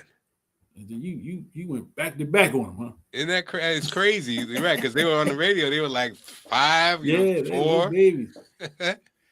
So like, I got 2 boys and a girl. So I'm 30, 26, and 20. My daughter's 20. Okay. So they, but again, you lived a public life. You know what I'm saying? So you kind of shared that with us along the way. So I know people probably walk up to you like they've known you for 30, 40 years and talk to you. You know what I'm saying? But that's and then so there are days too, I'm sure, where you probably don't feel like it. But you know what I'm saying? It's like you have to be on all the time, or do you kind of find a way to kind of? Yeah, for me, I think I'm naturally on all the time. I think what I realized about myself as an only child, I think I definitely get my time alone. I kind of get it in, so I don't mind being on when I'm out. You know what I mean? Yeah. So it's almost like they say I'm a Gemini, so they say there's 2 sides. But I think that other side, I really am like by myself. Even my wife, I worked in Baltimore. She worked in DC. So I always had that corridor to manage. So I've always had time to myself. So I think, Kenny, the others, the private me, nobody really sees. So they always see the same kind of, hey, Marc Clarke. So I guess I'm kind of always on. If you know what I mean? You rarely see me down. Because I'm just not, even in challenging times. Absolutely. You always got a smile on your face, and I watch your videos on your social medias. So you're always upbeat and positive. No matter what's going on. Yeah, that's kind of and that's a blessing. I think happened to. If anybody was kind of like born to be in this thing, I think that's why I was, because I naturally enjoy talking to people. I genuinely when I have these conversations, like people say, some people say they don't like small talk. But for me, it's really not small talk. I really am like, what do you do? Okay, okay, and I'm curious. Okay, you sell toenail pads. Okay, tell me about that. You know, I genuinely do care about that. So I think I genuinely care about humans, and so I think I'm curious about, you know, the quiet of the time. Like again, Kenny, like a brother like yourself, you have this amazing presence. Like when you walk in a room, people are gonna be like, "Who is that?" and it probably you probably either we never had a conversation about this, but how has that affected you? Because you probably had this your whole life. Is it a good thing? Do you like that, or do you not like it? You know, does it make you what is? Because you know you have the thing. Is that true? It feels like you're the kind of person people be like, "Well, who's that? Who are you?" Yeah, I get that. I get that from time. Sometimes I do. Sometimes I don't. Now the weird thing with me, you know, I've always been one of the tallest people. Yeah. Since I was a first grader, I was always like the tallest kid in class, and so I grew up with that. Yeah. So being tall has always been a thing. As you get older now, a lot of people wouldn't know that I'm talking now, but I was shy. Yeah. Like extremely. I could see that. Especially like elementary school. I kind of, you know, you started getting out into the world a little bit, and you kind of, all right, I can't stay in this shell forever. Right. You know, I got to come out of it. So I'm a lot more sociable now. You know, in my adult life, I'm much more sociable than I was as a kid. There's people that know me all my life that are surprised that I talk the way that I talk. Yeah. You know, because you were so quiet, and I was like, but that was just who I am, and I'm still that way. I pick my spots. Like I'm not the guy that's going to be in the middle of the club shaking it out and all that stuff. I'm not that. I'm real reserved. You know, I pick my spots, and so when I do, I've noticed it in times where I'll walk into somewhere and immediately, you know, you got people kind of like, all right, there's a big guy. Yeah. You know, he looked like he might be somebody, but I'm not sure. And yeah, you know, I get that a lot. You know what I'm saying? When you walk into certain places, or people kind of want to know, are you somebody, or you know, who are you, or whatever. So I've had that. And then there are other times where I can be you know, I'm a giant, but I can feel invisible. Yeah. Like nobody sees me. So I have both. You know, I kind of can understand both ways of that. You know, but it's definitely something I grew into because that's interesting because it's funny and I think it speaks to, like you said, it speaks to what's going on in your head, but the outside, what people see could look one way, but like you say, it could come off the total opposite way. And I think when it comes to black men, especially, for a lot of people, even black people, we're mysterious because just think, a lot of people have not grown up with a black man inside their house, you know, or their dad wasn't around. And so a lot of the boys, you coach, so you see that how some boys aren't used to having a man around. Oh yes. You know, some girls aren't used to having a man around. They kind of like don't know how to act, you know, and then some guys are the same way. So it's an interesting dynamic that, like I told you, this guy trip I just went on was kind of the same. I laughed because I was thinking I haven't had this kind of energy around a lot. Yeah. Some guys have a whole crew they run with all the time. I don't either. I enjoyed it. As an only child, I look forward to my cousins. You know, they had my male cousins would all get together and get me in a headlock. You know how I was excited about that. I was like, finally, you know. And to be honest, probably the same way with the guys. Like, and I actually have a lot of support from my brothers, which I know that some brothers don't have, and I don't take that for granted because I think some brothers don't have that, and I actually do. I have childhood friends and people that have supported me. Yeah. I could be myself. I could be emotional because you can imagine. I mean, like you said, I'm on this trip, and these cats are balling out of control, and I couldn't afford the trip. I was taken care of. Right. And so, of course, how they people be cracking at the same time. Who got this nigga?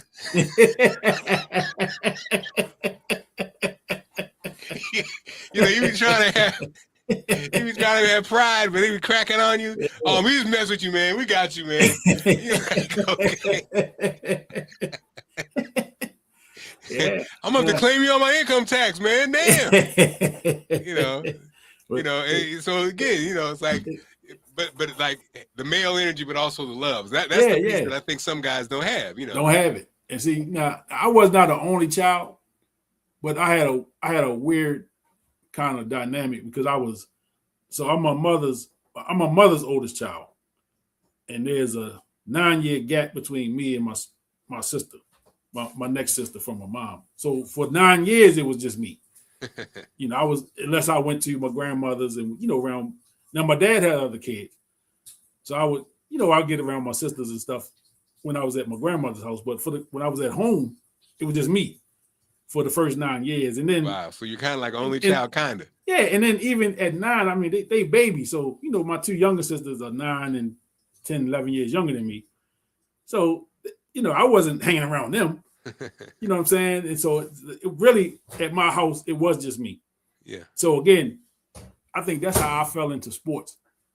Sports kind of was my babysitter. I watched a lot of like the Wild World of Sports and all of that stuff from back in the day. Remember like the Superstars and Battle of the Network Stars and all that kind of stuff. I would watch, like we used to, but so this is before cable. So you used to get channel 20. Yeah. And you could watch like the Bullets, or they might show a Capitals game. I didn't know a thing about hockey, but it was sports. And I would watch it because that was the only thing on. Or I was a big Orioles fan growing up.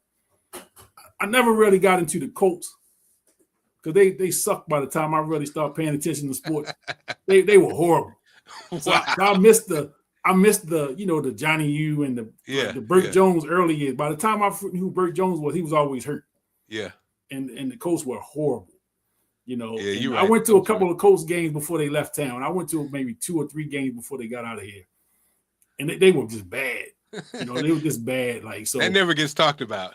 No, well, I'll talk about it. Now Dean that's on the show with me, he's a little older than me, so he remembers the Johnny U years. Good day. He was a big Colts fan growing up. So when the Colts left, I really didn't feel any kind of way about it. I thought it was messed up the way they left. Yeah. I remember that I was in middle school when they left. So, I was like, man, they just packed up and left in the middle of the night during a snowstorm at that. It was snowing. So I was like, yeah, it's kind of messed up. But I wasn't heartbroken because people fall in love with these teams. Yeah. And I mean, people were like devastated. Oh yeah. That when they left, man. I do remember that. I remember how people were kind of just didn't know what they were going to do. It was blasphemous. The Colts are gone. Like, what are we going to do now? And I really didn't care one way or the other. Wow.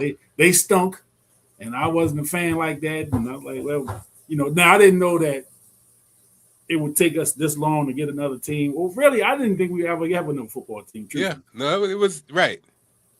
Yeah, I never thought we would get football back because I remember they did so we got the USFL team from Philly. The Philadelphia Stars came to Baltimore, and I think they played their games at College Park. They didn't even play in Baltimore. They played at College Park, but they were called the Baltimore Stars. And then we had the Canadian team for a couple of years, and then when the Ravens came, they got them out of here because the Ravens were coming. So we had some football, and then they were trying to get the NFL. When they were trying to get the expansion, they ended up going to Carolina and Jacksonville. And Baltimore had this great presentation, and they did a preseason game. They had the Miami Dolphins played against the Saints, and they sold out Memorial Stadium. This had to have been like early to mid 90s when they did this. Wow. And they sold Memorial Stadium out, and everybody was like so they're trying to show the NFL that they would support a team and all this stuff. And I just remember, man, when they gave those teams to we knew Carolina, we kind of figured Carolina was gonna get a team, but the second one, when they gave that team to Jacksonville, and again, man, I was in my mid-20s at that time. I was more of a basketball fan at that point. So all right, if we get football, we get it. If not, wow. Who knew? People were devastated. Devastated, man, that we didn't get the team, and they sent the team to Jacksonville. And I remember I think Schaefer was I don't know if he was the governor at that time. I think he may have just became governor of the state. He used to be the mayor here, and he was a real emotional guy. I remember he cried when the coach left. Yeah. And I think he shed a few tears when they didn't get this expansion team. I mean, but these people had that kind of emotion. I just wasn't emotionally attached to it. Wow. See, I never heard this before. This is a whole, this is some insight I didn't know about Baltimore. Wow. And even when the Ravens came, I wasn't a fan initially because I didn't like the way we got the team. I think basically we just did to Cleveland what Indianapolis did to us. Yeah. I wasn't a fan of that. What I'm saying? It took me, but I watched the games those first couple of years. I would watch, but I wasn't really invested. I didn't really get invested until they moved downtown when they first opened up M&T. Well, it's M&T now. I don't forget what it was. It was then. When they first did that, and I kind of moved out, I bought a house at that time, and I was, so I was getting the house prepared. So I would go to the house and paint. So I would paint. I was painting the house, but I would bring my TV up. That's before you needed antennas and all that stuff to watch TV. And I would watch the games on Sundays while I was painting. And that little time there kind of got me into the Ravens, and they weren't that good. Yeah, they weren't good at all those first couple of years. And I went to my first Ravens game, 98. My mom had got me some tickets for Christmas. So she gave me an option. I could have got tickets to the Chicago Bears game, which was before Christmas, or the Detroit Lions, which was after Christmas. I want to see Detroit because I wanted to see Barry Sanders. Wow. That was the reason why I picked Detroit. Yeah. I went to that game, Mark. It may have been 15 degrees outside. It was freezing cold, man. Yes, sir. And we up in the top of the stadium where nothing but air blowing. So you're freezing. I mean, it's cold out there. You freeze. I think I had my son with me. He might have been like 5 years old. And he froze up there with me. But I wanted to see Barry. And who knew that would have been his last game. Wow. And the birth of that Ravens defense because Ray Lewis and them was on his neck. Wow. I don't think he rushed for 20 yards that game. Wow. See, look at this. Who knew? I don't think he rushed for 20. I mean, they shut him down. But nobody knew at that point that was Barry Sanders' last game. Yeah. He didn't announce it till almost training camp. Yeah. But then who knew the Ravens' defense was going to become what it became? Yeah. But they shut him down. And again, Ray Lewis to me, because like we talk about it here. Now, I wasn't big into football before the Ravens got here, and then definitely wasn't following college football like that. Yeah. I didn't know who Jonathan Ogden was, and I definitely didn't know who Ray Lewis was. Yeah. So me and Dean, my co-host, we laugh about this because we've been talking this stuff for 25, 30 years, right? Way before we had a podcast.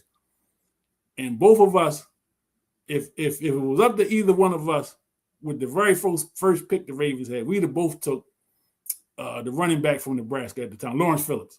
Wow. We both were like, I want Phillips because, we what do we know about putting a football team together? Yeah. And you want a sexy pick, your very first pick, you move to a new city, you want something sexy. Who picks a left tackle as their first pick? So when they picked Jonathan Ogden, man, it's like, come on, man, we picked a left tackle, man. So who knew? Who knew? You guys were.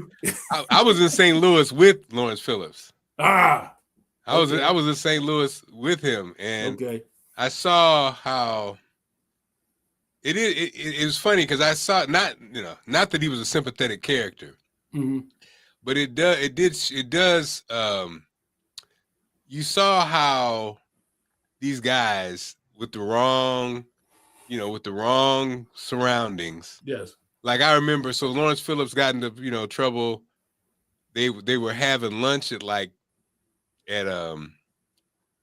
Fridays, and you got a yellow Lamborghini on a Saturday afternoon, or man, why? I mean, why are you gonna go? You drinking on a Saturday afternoon with a yellow Lamborghini in a St. Louis? It ain't like. You don't see no yellow Lamborghinis nowhere, right? And so you and your as teammates, they're all at the damn again, a very public place, getting drunk. Mm-hmm. Of course, woo! You know, I saw him. You know, I saw him earlier that day, and then that night he got arrested. He's just like, you gotta be smarter than that, man. Come on, nobody. But again, you're just young and stupid, but he had some problems. But. Yeah, he definitely did. He definitely did. But that pick, you know, showed me. It took a couple years for me to even understand it. Yeah, the genius of Ozzie Newsome. Oh yeah, you know what I'm saying, because he wasn't missing. He wasn't missing. He wasn't missing with, and then again you get Jonathan Ogden and Ray Lewis as your first two picks. Yeah, come on, man. I mean, who knocking it out the park like that? And those two are the kind of players that they set up your locker room for the next 20 years, right? Man, come on, man.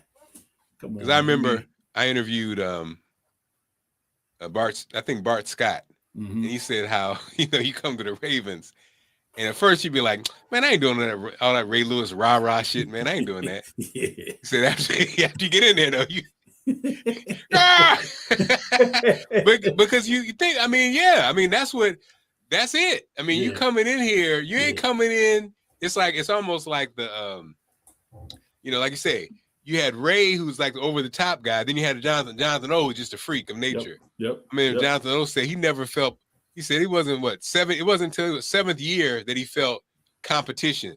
Like he had never had felt it until like 7 years in. 7 years in, whole career. Damn.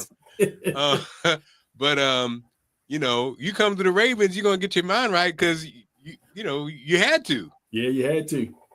All those guys that left that had great seasons and then left, they never really measured up to what they did here. And me and Dean got a thing. Said, man, Ray Lewis made them guys a lot of money. A lot of them guys got a lot of money. Oh my goodness, yeah. All the linebackers. Yes. Remember the linebackers, when Ray got hurt and they'd be like, oh, he's the next Ray. Like, no, ain't the next Ray Lewis now.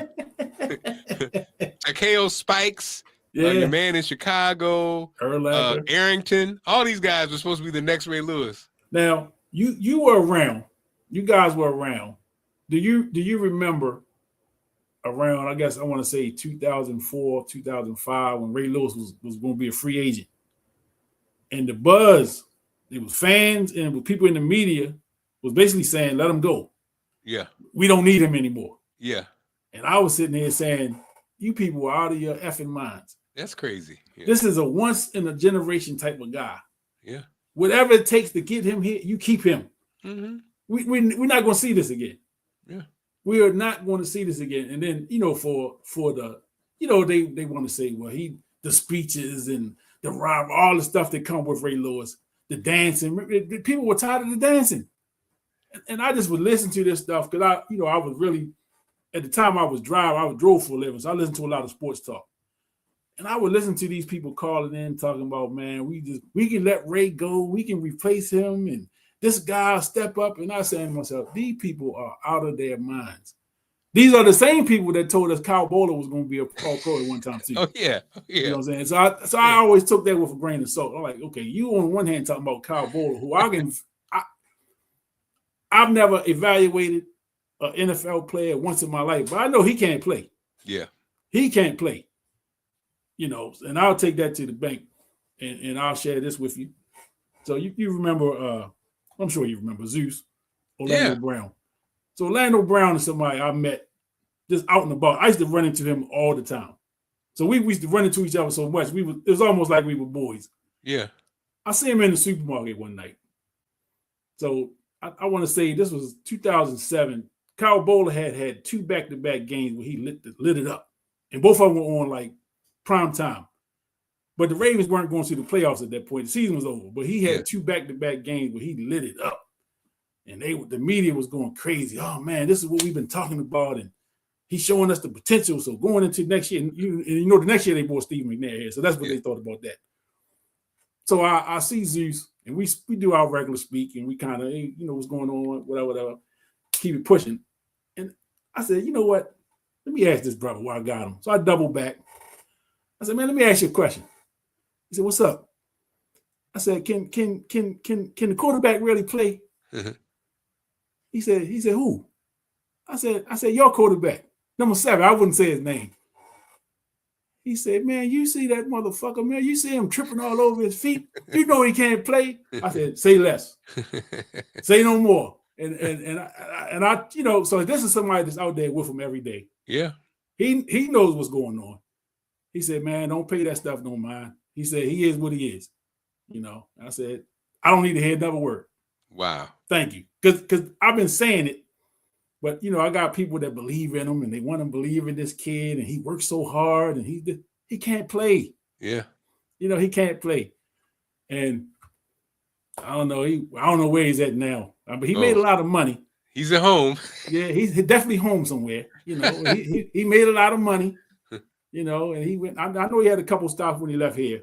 He was back up in a couple places, but you know, again, you know, when you get the Ray Lewis, Jonathan Ogden, Bo Ware, you know, Ed Reed. I mean, Ozzie Newsome wasn't missing. No. I mean, if he couldn't do nothing else. Now, one time they said he couldn't draft wide receivers. That was a knock on him. Yeah, because we couldn't quite get that wide receiver room right, and we had a lot of quarterbacks too. Yeah, you know, there was a lot of quarterbacks came through here. You know, we had the Tony Banks and Dilfer and yeah, Gerback and all them guys and Anthony Wrights and all these guys came through. Then when Flacco came, Flacco gave us some stability at the quarterback. He was above average as quarterback. Yeah, and he was here for a little over 10 years. You know, damn, I didn't realize that. Yeah, he was here from 2008. Wow. They drafted him in 2008. So him and Harbaugh came in together. Okay. Wow. I forgot about that. Yeah, him and Harbaugh came in the same year, about 2008. And he was here till like 2018, 19. Something like that. When Baby Jordan came in. Yeah.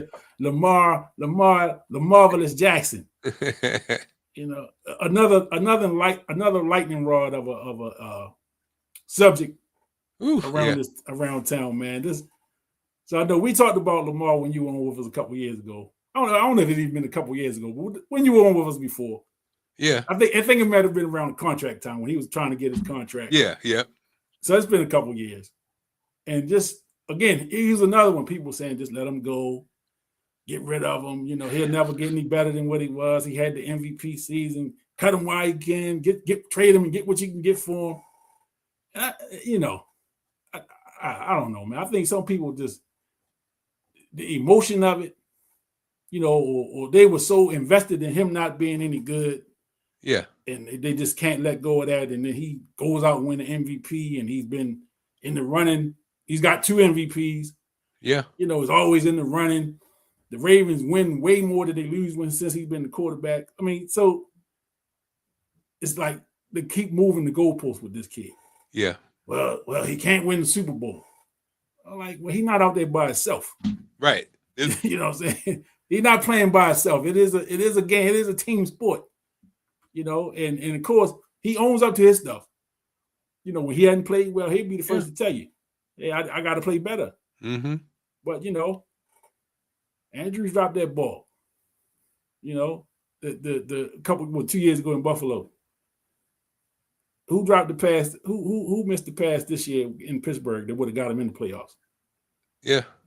The tight end or the receiver? I think it was a receiver. I remember Zay. Who missed the pass? No, it was a kick. He missed the kick. The young kid missed the kick. Yeah. The young kid missed the kick. But Lamar put him in position. Yeah. He did what he had to do, put him in position. I thought they should have ran one more play to try to get a little closer, because the kicker at that point had never kicked a game-winning field goal. So his first chance at a game-winning field goal with all that pressure on him, oof. And he missed it bad. Missed it bad. So, you know, and he was a rookie, so he's not going anywhere. He'll be back next year. So, like, you know, how's his confidence going to be after that? Right. You know, after you the season is over at that point, so you got to sit with that all summer long. That could be a career killer. I don't know. But yeah, because confidence. Now you're gonna be thinking about that moment every time you line up the kick. whether it's an extra point in the first quarter of a game, you're gonna think about, oh yeah, is he gonna be up there nervous and jittery, thinking about the last one he missed and how much weight was on that one. Yeah. So this is gonna be interesting to see. Gonna be interesting to see with the Ravens. But I can't wait. They were talking about Lamar Jackson this week. They had, I think so. What they call it? OTAs. It's not OTAs this week. What's it called? Voluntary workouts. Yeah. I mean, again, him being there, I don't think it's important for him to be there. But it was crazy how your man did a whole rant and then was wrong, loud and wrong. Loud and wrong. That was Dan Orlovsky for ESPN. And he's a former quarterback. He's the quarterback. He was like with Detroit Lions for a little bit. Well, yeah, he went off, and this Lamar should be there. And, it just shows whatever. You got a new coach and a new offense and all this stuff, and he's not there. And Lamar's there front and center running the sprints and right. the weight room. Pull-ups and everything else. Yeah. But, it's just Lamar's just a lightning rod, man, for people. And they're going to continue moving the goalposts on him. No matter what he does, until they win the big one, it's always going to be he can't win the big one. Yeah. No. I don't care. He can win 6 more MVPs, but he can't win the big one. Him and your boy in Buffalo definitely have pressure on him. Josh Allen. But they I think it's interesting how they make it so important to win the big game. Mm-hmm. But why is it so hard for them to give Jalen Hurts his flowers? Right. Jalen Hurts has performed at the big game every single time, right? Mm-hmm. Mm-hmm. But they act like they say he's not even an elite quarterback. And again, it's like, okay, so and they're blaming this, they're blaming him too for the season or whatever that they're doing, so it's almost like you just can't win. You just can't win, If you're a black quarterback, you really can't win. Nah, but they keep telling us we got to hear how elite Aaron Rodgers is. All the time. He's 46 years old. Yeah. He's still trying to get another Super. He got 1 Super Bowl. I mean, talk about his playoff record. Talk about the times the Green Bay was the number 1 team, number 1 offense, and he got in the playoffs and laid an egg. Yeah. But Aaron Rodgers is so accurate, and he's this and he's that, and yes. He's shut up. I don't want to hear that stuff. Man. What's his record? What's his record in the playoffs? Right. How many times have he laid an egg or not showed up in those big games? But we talk about his regular season. He's the greatest this and this and this. Shut up. I don't want to hear it. Be consistent. Be consistent. But I watch the game. I don't let my eyes don't lie to me. I know Aaron Rodgers is a great quarterback. I will say that. Yeah. But if you're going to hold Lamar and these other quarterbacks, Josh Allen included, to a standard because they're not winning in the playoffs and they haven't got to the Super Bowl and won the Super Bowl yet. Yeah. You gotta hold them to the same account. Even though he has won 1 Super Bowl, but he's been in the league now 20 years. Yeah. Let's talk about that record. Let's talk about that playoff record, man. Let's do that. Let's be fair. Yeah. So again, but people, man, play with numbers. And we mentioned that earlier when we talk about LeBron and Mike Jordan and all that with the basketball. They want to use the numbers when it's convenient. Yep. When sometimes we just talking about talent. We just talking about what your eyes see. The numbers are the numbers. And you can put numbers up if you played 30 years, 20 years, 15 years. You can put up some numbers. But what are you doing on a night in, night out basis that's just like wowing the people? Mm-hmm. You know what I'm saying? Like a Steph Curry. Some of the stuff he does on the basketball court, just utterly ridiculous. Yeah. Ridiculous, man. It really is. And it's funny because we're so spoiled now. It almost is like it's so expected that he can shoot it from 2 buildings away and we just be like, oh, yeah anyway. Right? Because he's done doing it so long. Yeah, he's doing it so long and he do it so effortless. Mm-hmm. And it's like, wow. But greatness, man, no matter where it is, you know, in our lifetime, man, we've been able to see not only in sports, but you think about, you know, being able to see a Michael Jackson, Yeah. you know, let alone what people try to say about him and all of the stuff they try to put on him. Just the level of greatness. You know what I'm saying? That this dude was able to from a child. That's the part. That's the part. Like you said earlier, the part about some of these evaluations. The people say, "Oh, Chris Brown, Michael Jackson." Now, like you said, Michael Jackson starts at 10, right? It starts at 10, Right. and when you hear a Michael Jackson song at 10, if you haven't heard it in a while, and you listen to those vocals, you just be like, amazing. This kid was. So it's hard to say, oh, so and so. It's no comparison because he was a part of our whole life. Yes. You know what I mean? And it wasn't a cutesy little song. He was singing, "I Want to Be Where You Are," and those songs are like adult level greatness. Yes. It's greatness. Yes.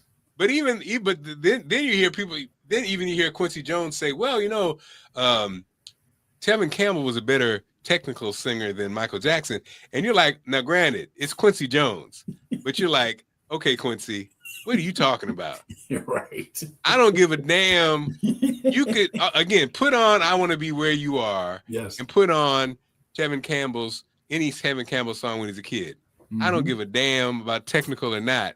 It's not the same. It's not. F that, Quincy Jones, and I love you, Quincy Jones. Yes. It almost feels like it's a political. It's not. It's like that can't be.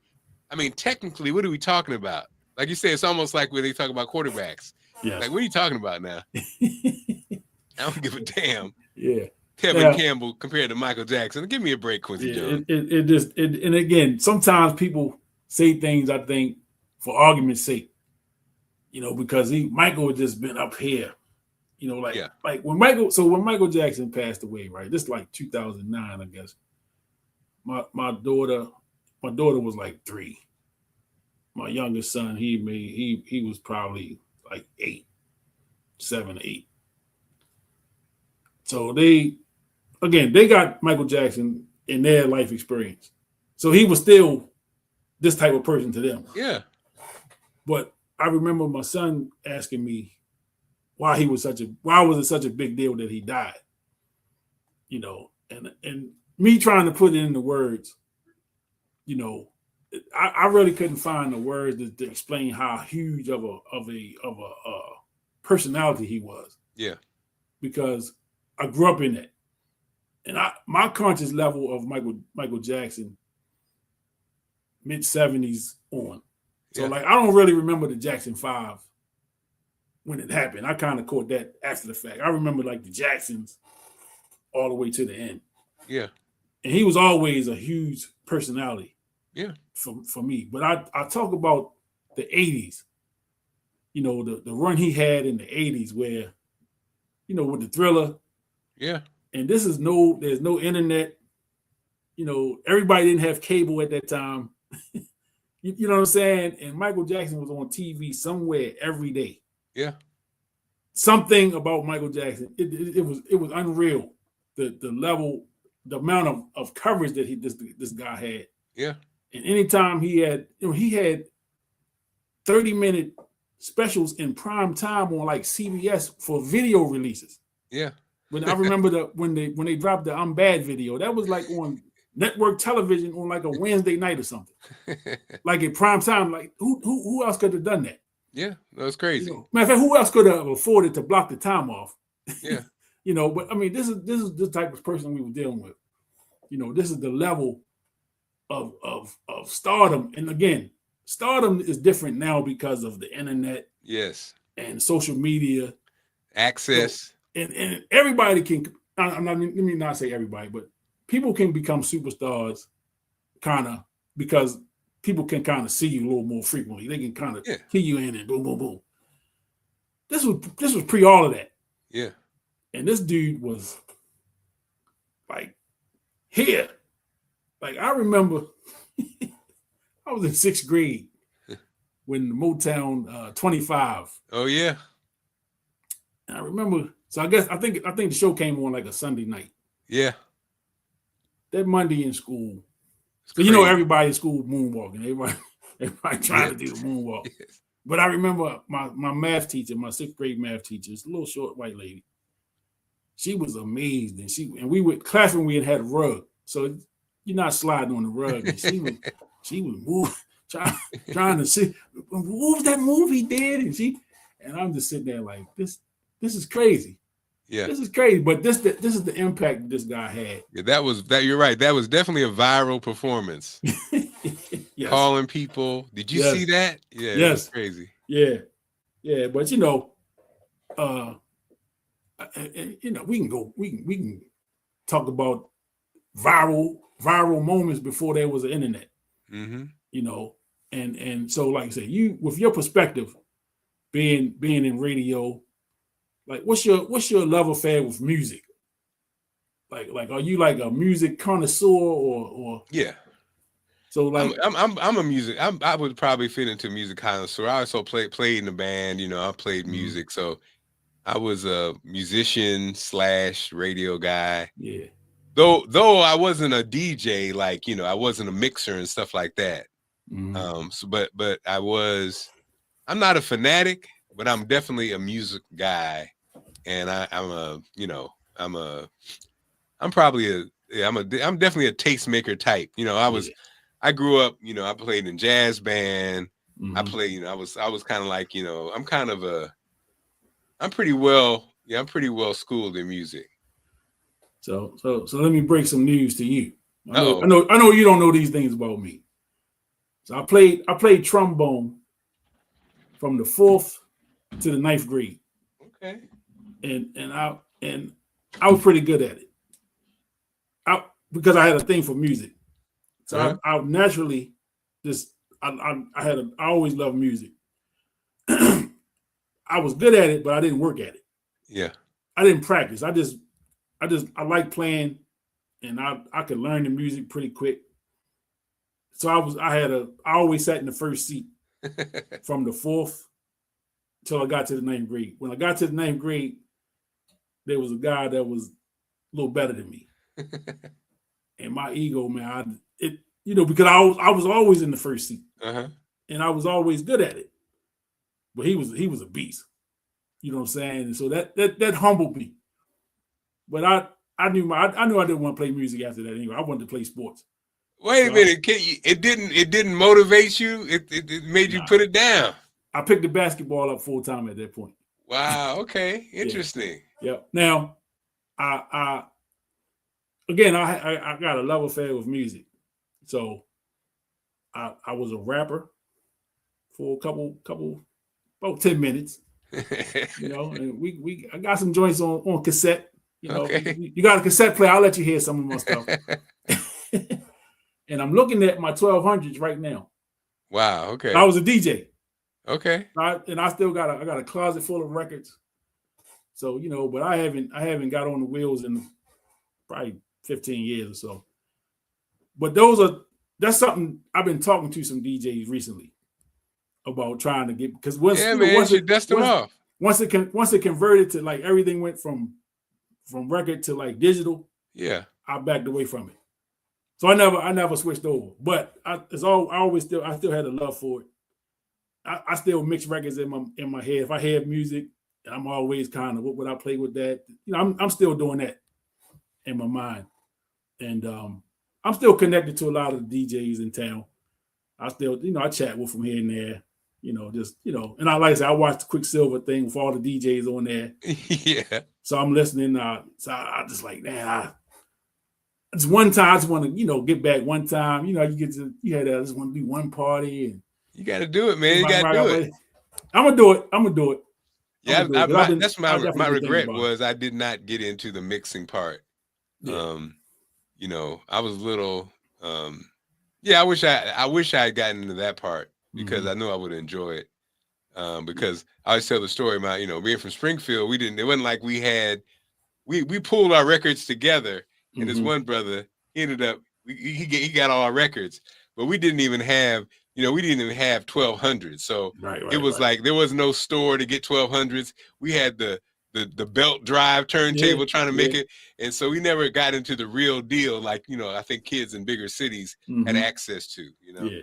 And then the one kid, looking back, the kid that we gave our records to, his dad, they're from Jamaica. So you go, okay, that was their thing. It probably, you know, he had his dad had a sound system. So you go, you know, you look back and you're like, man, if your parents were, hey mom, can I buy, you know, can I get this? And you know, but you know, oh well. Yeah. So you and the wife, you're gonna take a drive to Ocean City. So is that about 2.5 hours? Yes, sir. What's in the CD? What's on the playlist? Which y'all listening to on the way down? On the playlist, so it's funny, you know, it'll be, well, me and the wife are never together. It's gonna be the girls, but we need to start getting ready. Yeah. So I probably would do it's gonna be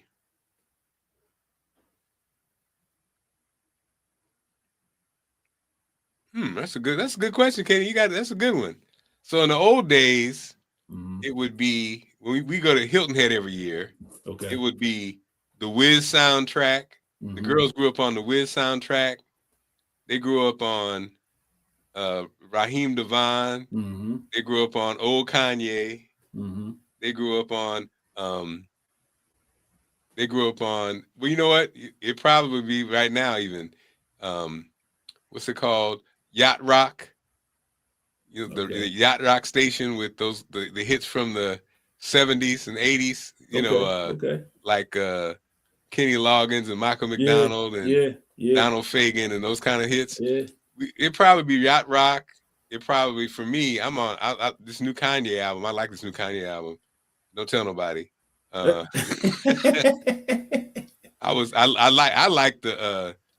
like the Clips album, the latest Clips album. Okay. But again, my wife, Allison, she might go for one or two of those, but I wouldn't do that. Yeah. She would do what does she like?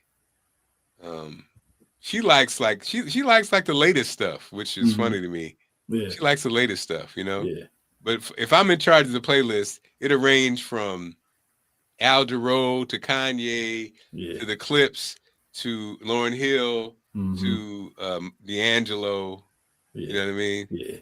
That's gonna be my top 3 albums. I was just thinking about it the other day. I think for a long time it was the Miseducation, Lauryn Hill.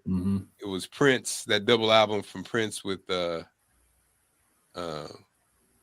what was it? The double album with You Got the Look on It, probably, and then Maxwell and D'Angelo.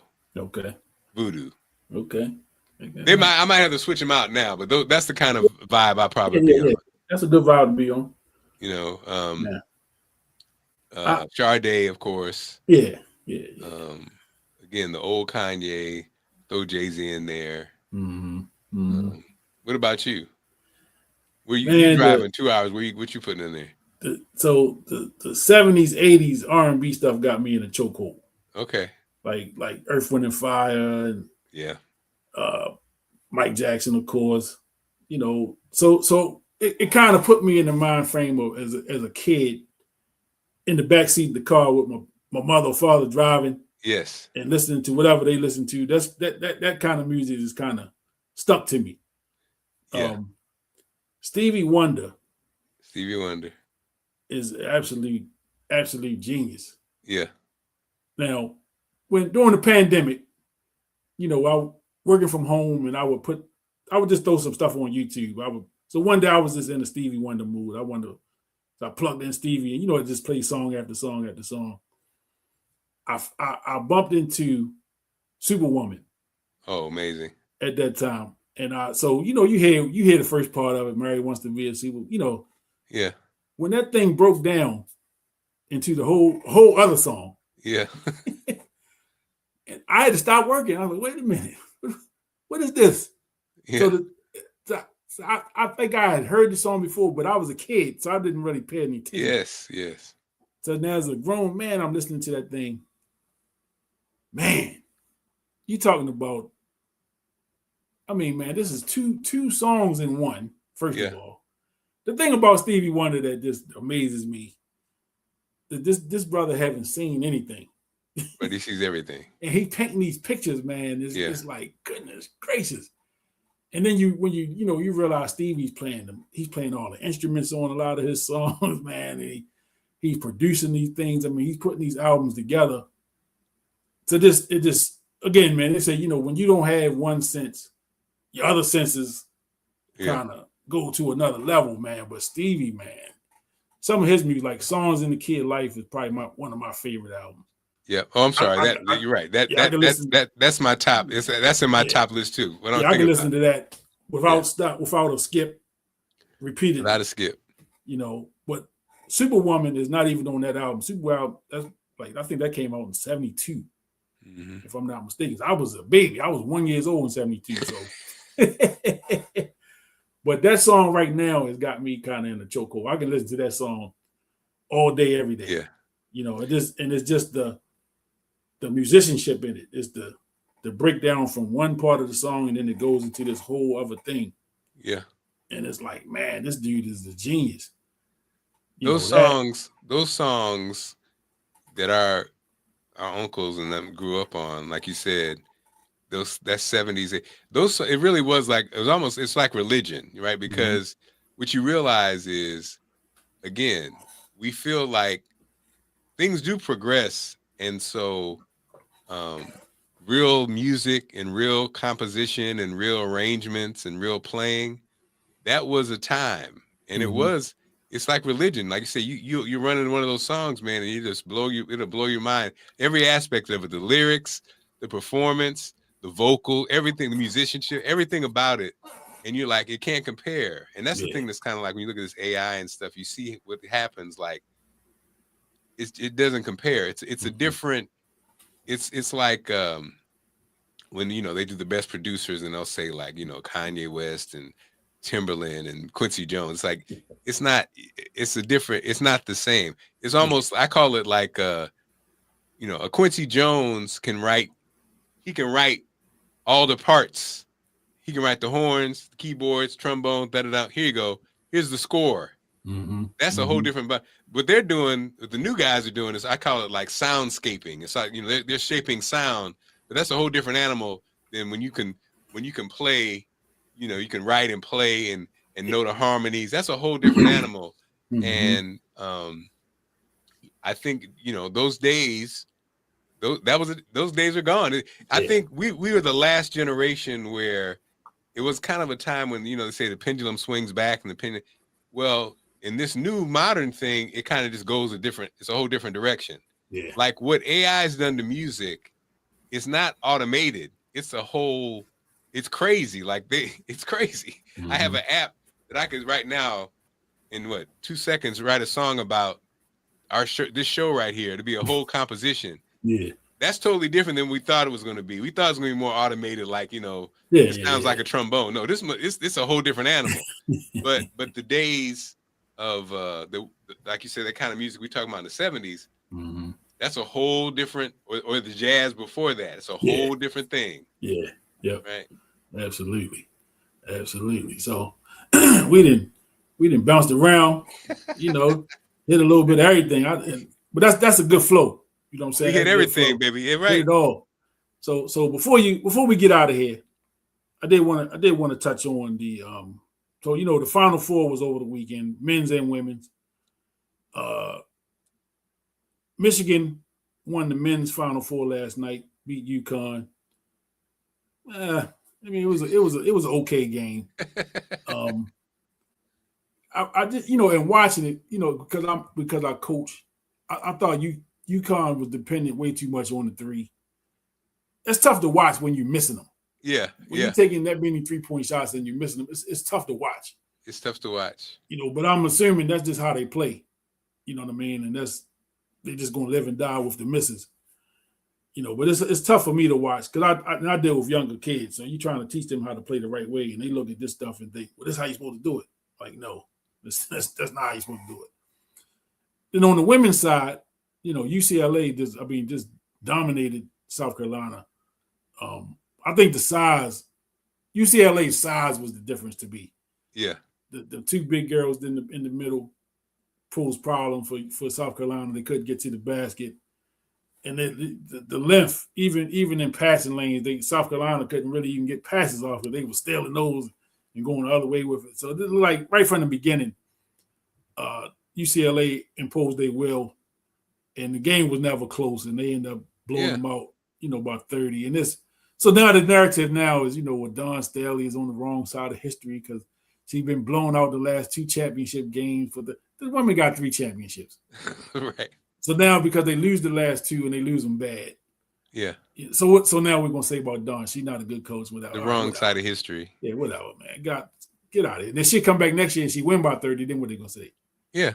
So I don't feed into that. Dawn Staley is definitely one of the up and coming coaches on the women's side, and she's one of the ones I think could coach men or women. Yeah. I just think she's a basketball coach. I think, Kenny, like you said, I think we're in a weird. Well, the combination of the algorithm and social media and the way people think is weird now because almost like our example, like you said, almost the example of music we just gave. Mm-hmm.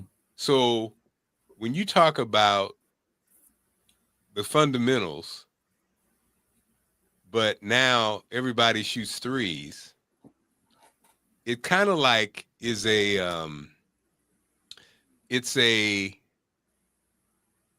change in the dynamics of how you play the game, right? Like Steph Curry and that kind of that has created generations now of these 3-point shooters. So like you said, on a cold night, the bettors lose money, the coaches lose money. Because like I say, as a coach in the old days, you'd be like, well, after a certain point, we got to switch up. We're going to do this. You got to do something different. And that was going to be, but now it's almost like, well, they could get hot though. We could get hot.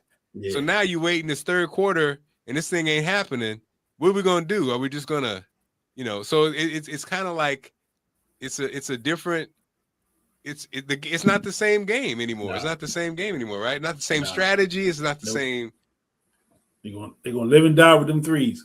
Live and die. And even like, so what happens is you have 2 championships, but the biggest story ended up being what happened on the sideline on the women's side, right? That's the biggest story, right? That's bigger than the championship and everything else. Biggest story out the weekend. And you're like, damn. Was Gino. And come on, Gino, man. But the funny part is Gino's been this dude, though. He's been this dude for the last 20 years, right? Yeah. He had the same kind of BS with Pat Summitt, and he never, you start to look at this guy, he's not a good character guy. I mean, he's just not a good character guy. 30 years, UConn has been the premier basketball program on the women's side for the last 30 years. I think he's been to 25 Final Fours. They have 11 or 12 championships. So his resume is solidified. He don't really have nothing else to prove. No, he in fact, he might need to sit down because it can only, like, this kind of thing can happen. It's probably just going to happen because he's crotchety, he's old. Yeah. And I think the difference between the old days and now is you're going to get called on it because there's too many cameras and too many conversations. Like in the old days, you could be like, look at Bobby Knight. Bobby Knight would have been done in like a year. He wouldn't have been a great coach. He would have been a hothead who never had a chance. Well, I mean, Bobby Knight in the middle of the game threw a chair across the floor. They might have him arrested these days if he did. Right. Because you could have hurt someone. Yeah. I mean, that was cheered. Right. That was acceptable, man. And this was in the 80s. This wasn't like in the 50s and 60s. This was in the 1980s. Yeah. He took a chair off his bench and slung it across the floor. But again, he was applauded for that he was a man's man, I guess. Yeah, he's a hero. And Gino, again, UConn was undefeated up until Friday. They running through everybody. He just blew out South Carolina last year in the championship. So there's probably some arrogance there. We'll probably blow him out again. we'll go to the championship game and win that, and we'll, whatever. And Don and them they didn't come to the party. Yeah. They didn't get the invitation to that party. They said, okay, we coming, but we're not gonna come like you think we're gonna come. Now, I didn't get to see the game. I was out and about. I went to I'm gonna plug in the Comedy Factory. I went to see Teddy Carpenter Friday night, so I didn't get to see the game. But that was all I heard about. Friday night and all day Saturday, this was all I heard about was Gino, and he was mad about this, and he talking about Don didn't shake his hand before the game, and this, that, and the other, and the player ripped.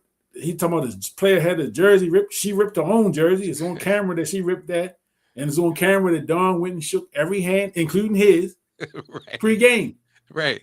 So, and then his apology. Man. Oh, my goodness, man. That was the weakest apology. Trash. In the history of apologies. Yes. Maybe did not say her name. Yeah, he didn't say her name. He was talking about the staff and this, that, and the other. Now, to Dawn's credit, I read her statement today. She said she spoke with him. Mm-hmm. She released a statement today. She said she spoke with him, and that they're gonna let bygones be bygones. They're gonna go move past it. And she took the high road. She took the high road. She took the high road, and and that's one of those things. She couldn't do what he did. Oh no. Because she would never hear the end of it. Nope. You know what I'm saying? And so she took the high road. I guess sometimes you got to do that. I may not. To me, it's too soon. I wouldn't have took the high road today. Yeah. You might have to come back to me next week. She's ready to go on vacation. She's, all right, let me just go ahead and take care of this. This is typical white male behavior, though. White male behavior. Yes. It is what it is. And I think that's the thing that I think our conversation has been all over the place, like you said, but women are quick to survive. Mm-hmm. Whereas men, our egos will kill us. Indeed. Our egos will, whereas women, they'll be like, all right, well, they're used to it. They're used to it. They're used to seeing and sadly, behavior from a guy like this, it's typical, right? It's typical. It's not shocking, it's typical. It's not. But like you said, if it's a black coach, it's a whole different animal. If it's a female coach, it's a whole different animal. Yep. So, man, I think in the world that we're living in now, especially, we've seen it all over the place. Yeah. And again, I'm gonna go wrap up. I know we got places to be in the morning and things to do. But I brought up Big John Thompson earlier, and I just remember how he was talked about, and they talked about his players, about, they were thugs and they were this and they were that, because he got all these black guys, and they played with an aggressive style, and they didn't back away from it, and they didn't back away from confrontation. Yeah. You know what I'm saying? And it's like, well, he's training them to be these. No, they playing basketball. Yeah. And they're not being apologetic about any of it. Nope. And he wasn't either. And John was not apologetic. And Big John was intelligent. Yeah. He could sit in the room with anybody and hold conversation and hold court and be respected. Yep. You know what I'm saying? And then by him being a 6'10" black guy. Yeah. So he's intimidating just because of his stature. And they use that against him in a lot of instances. Oh yeah. Too. He's the big black guy. He's trying to intimidate the referees. He's trying to No, but they don't talk about they didn't talk about his guys were graduating. No. His guys were going to class. And Big John was the type that if you were not going to graduate, he got you out of there. Yeah. You know what I'm saying? And like Michael Graham was there 1 year. One of the most memorable Hoyas ever. But if you hear Mike talk about John Thompson, he talk about him glowingly. Even though he only spent 1 year there with him. Yeah. He has nothing but great things to say about Coach Thompson. So that just shows you, because he said even after he left, and he was kind of forced out of there, he could always call on Big John. Love it. So you know what I mean? So it just shows you that you can't always believe what you hear about people. No, especially from the press. In the pictures that they try to paint about you. Mm-hmm. So we could probably do this another 2 hours. We can definitely. But we definitely got to do it again. Oh yeah. And the invitation is always open. Whenever you want to come on and talk, you're more than welcome, my brother. Yes, sir. You're up next. We'll get you on the show. Coming up next. Yes, sir. Just let me know. Let me know what I got to do, and I'll make it happen for sure. All man. right. So, Marc Clarke, I appreciate you.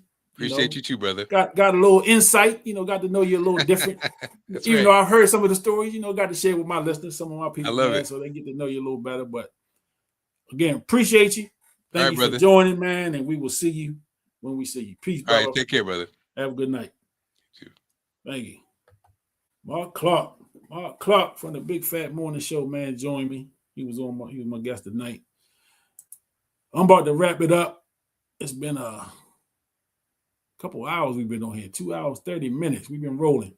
So, with the sports mix, we back next week. I got another special guest next week. So, I got another special guest next week.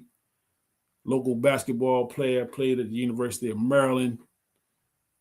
Scheduled to have Everett Burns, Woodlawn High School, University of Maryland, drafted by the Sacramento Kings. So he'll be my guest next Tuesday at 8 o'clock.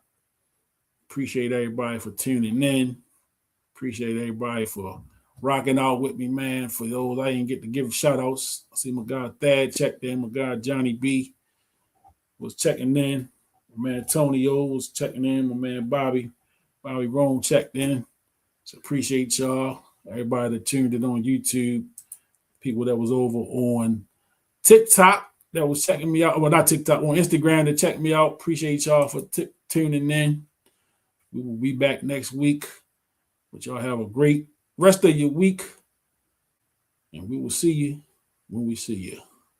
Peace.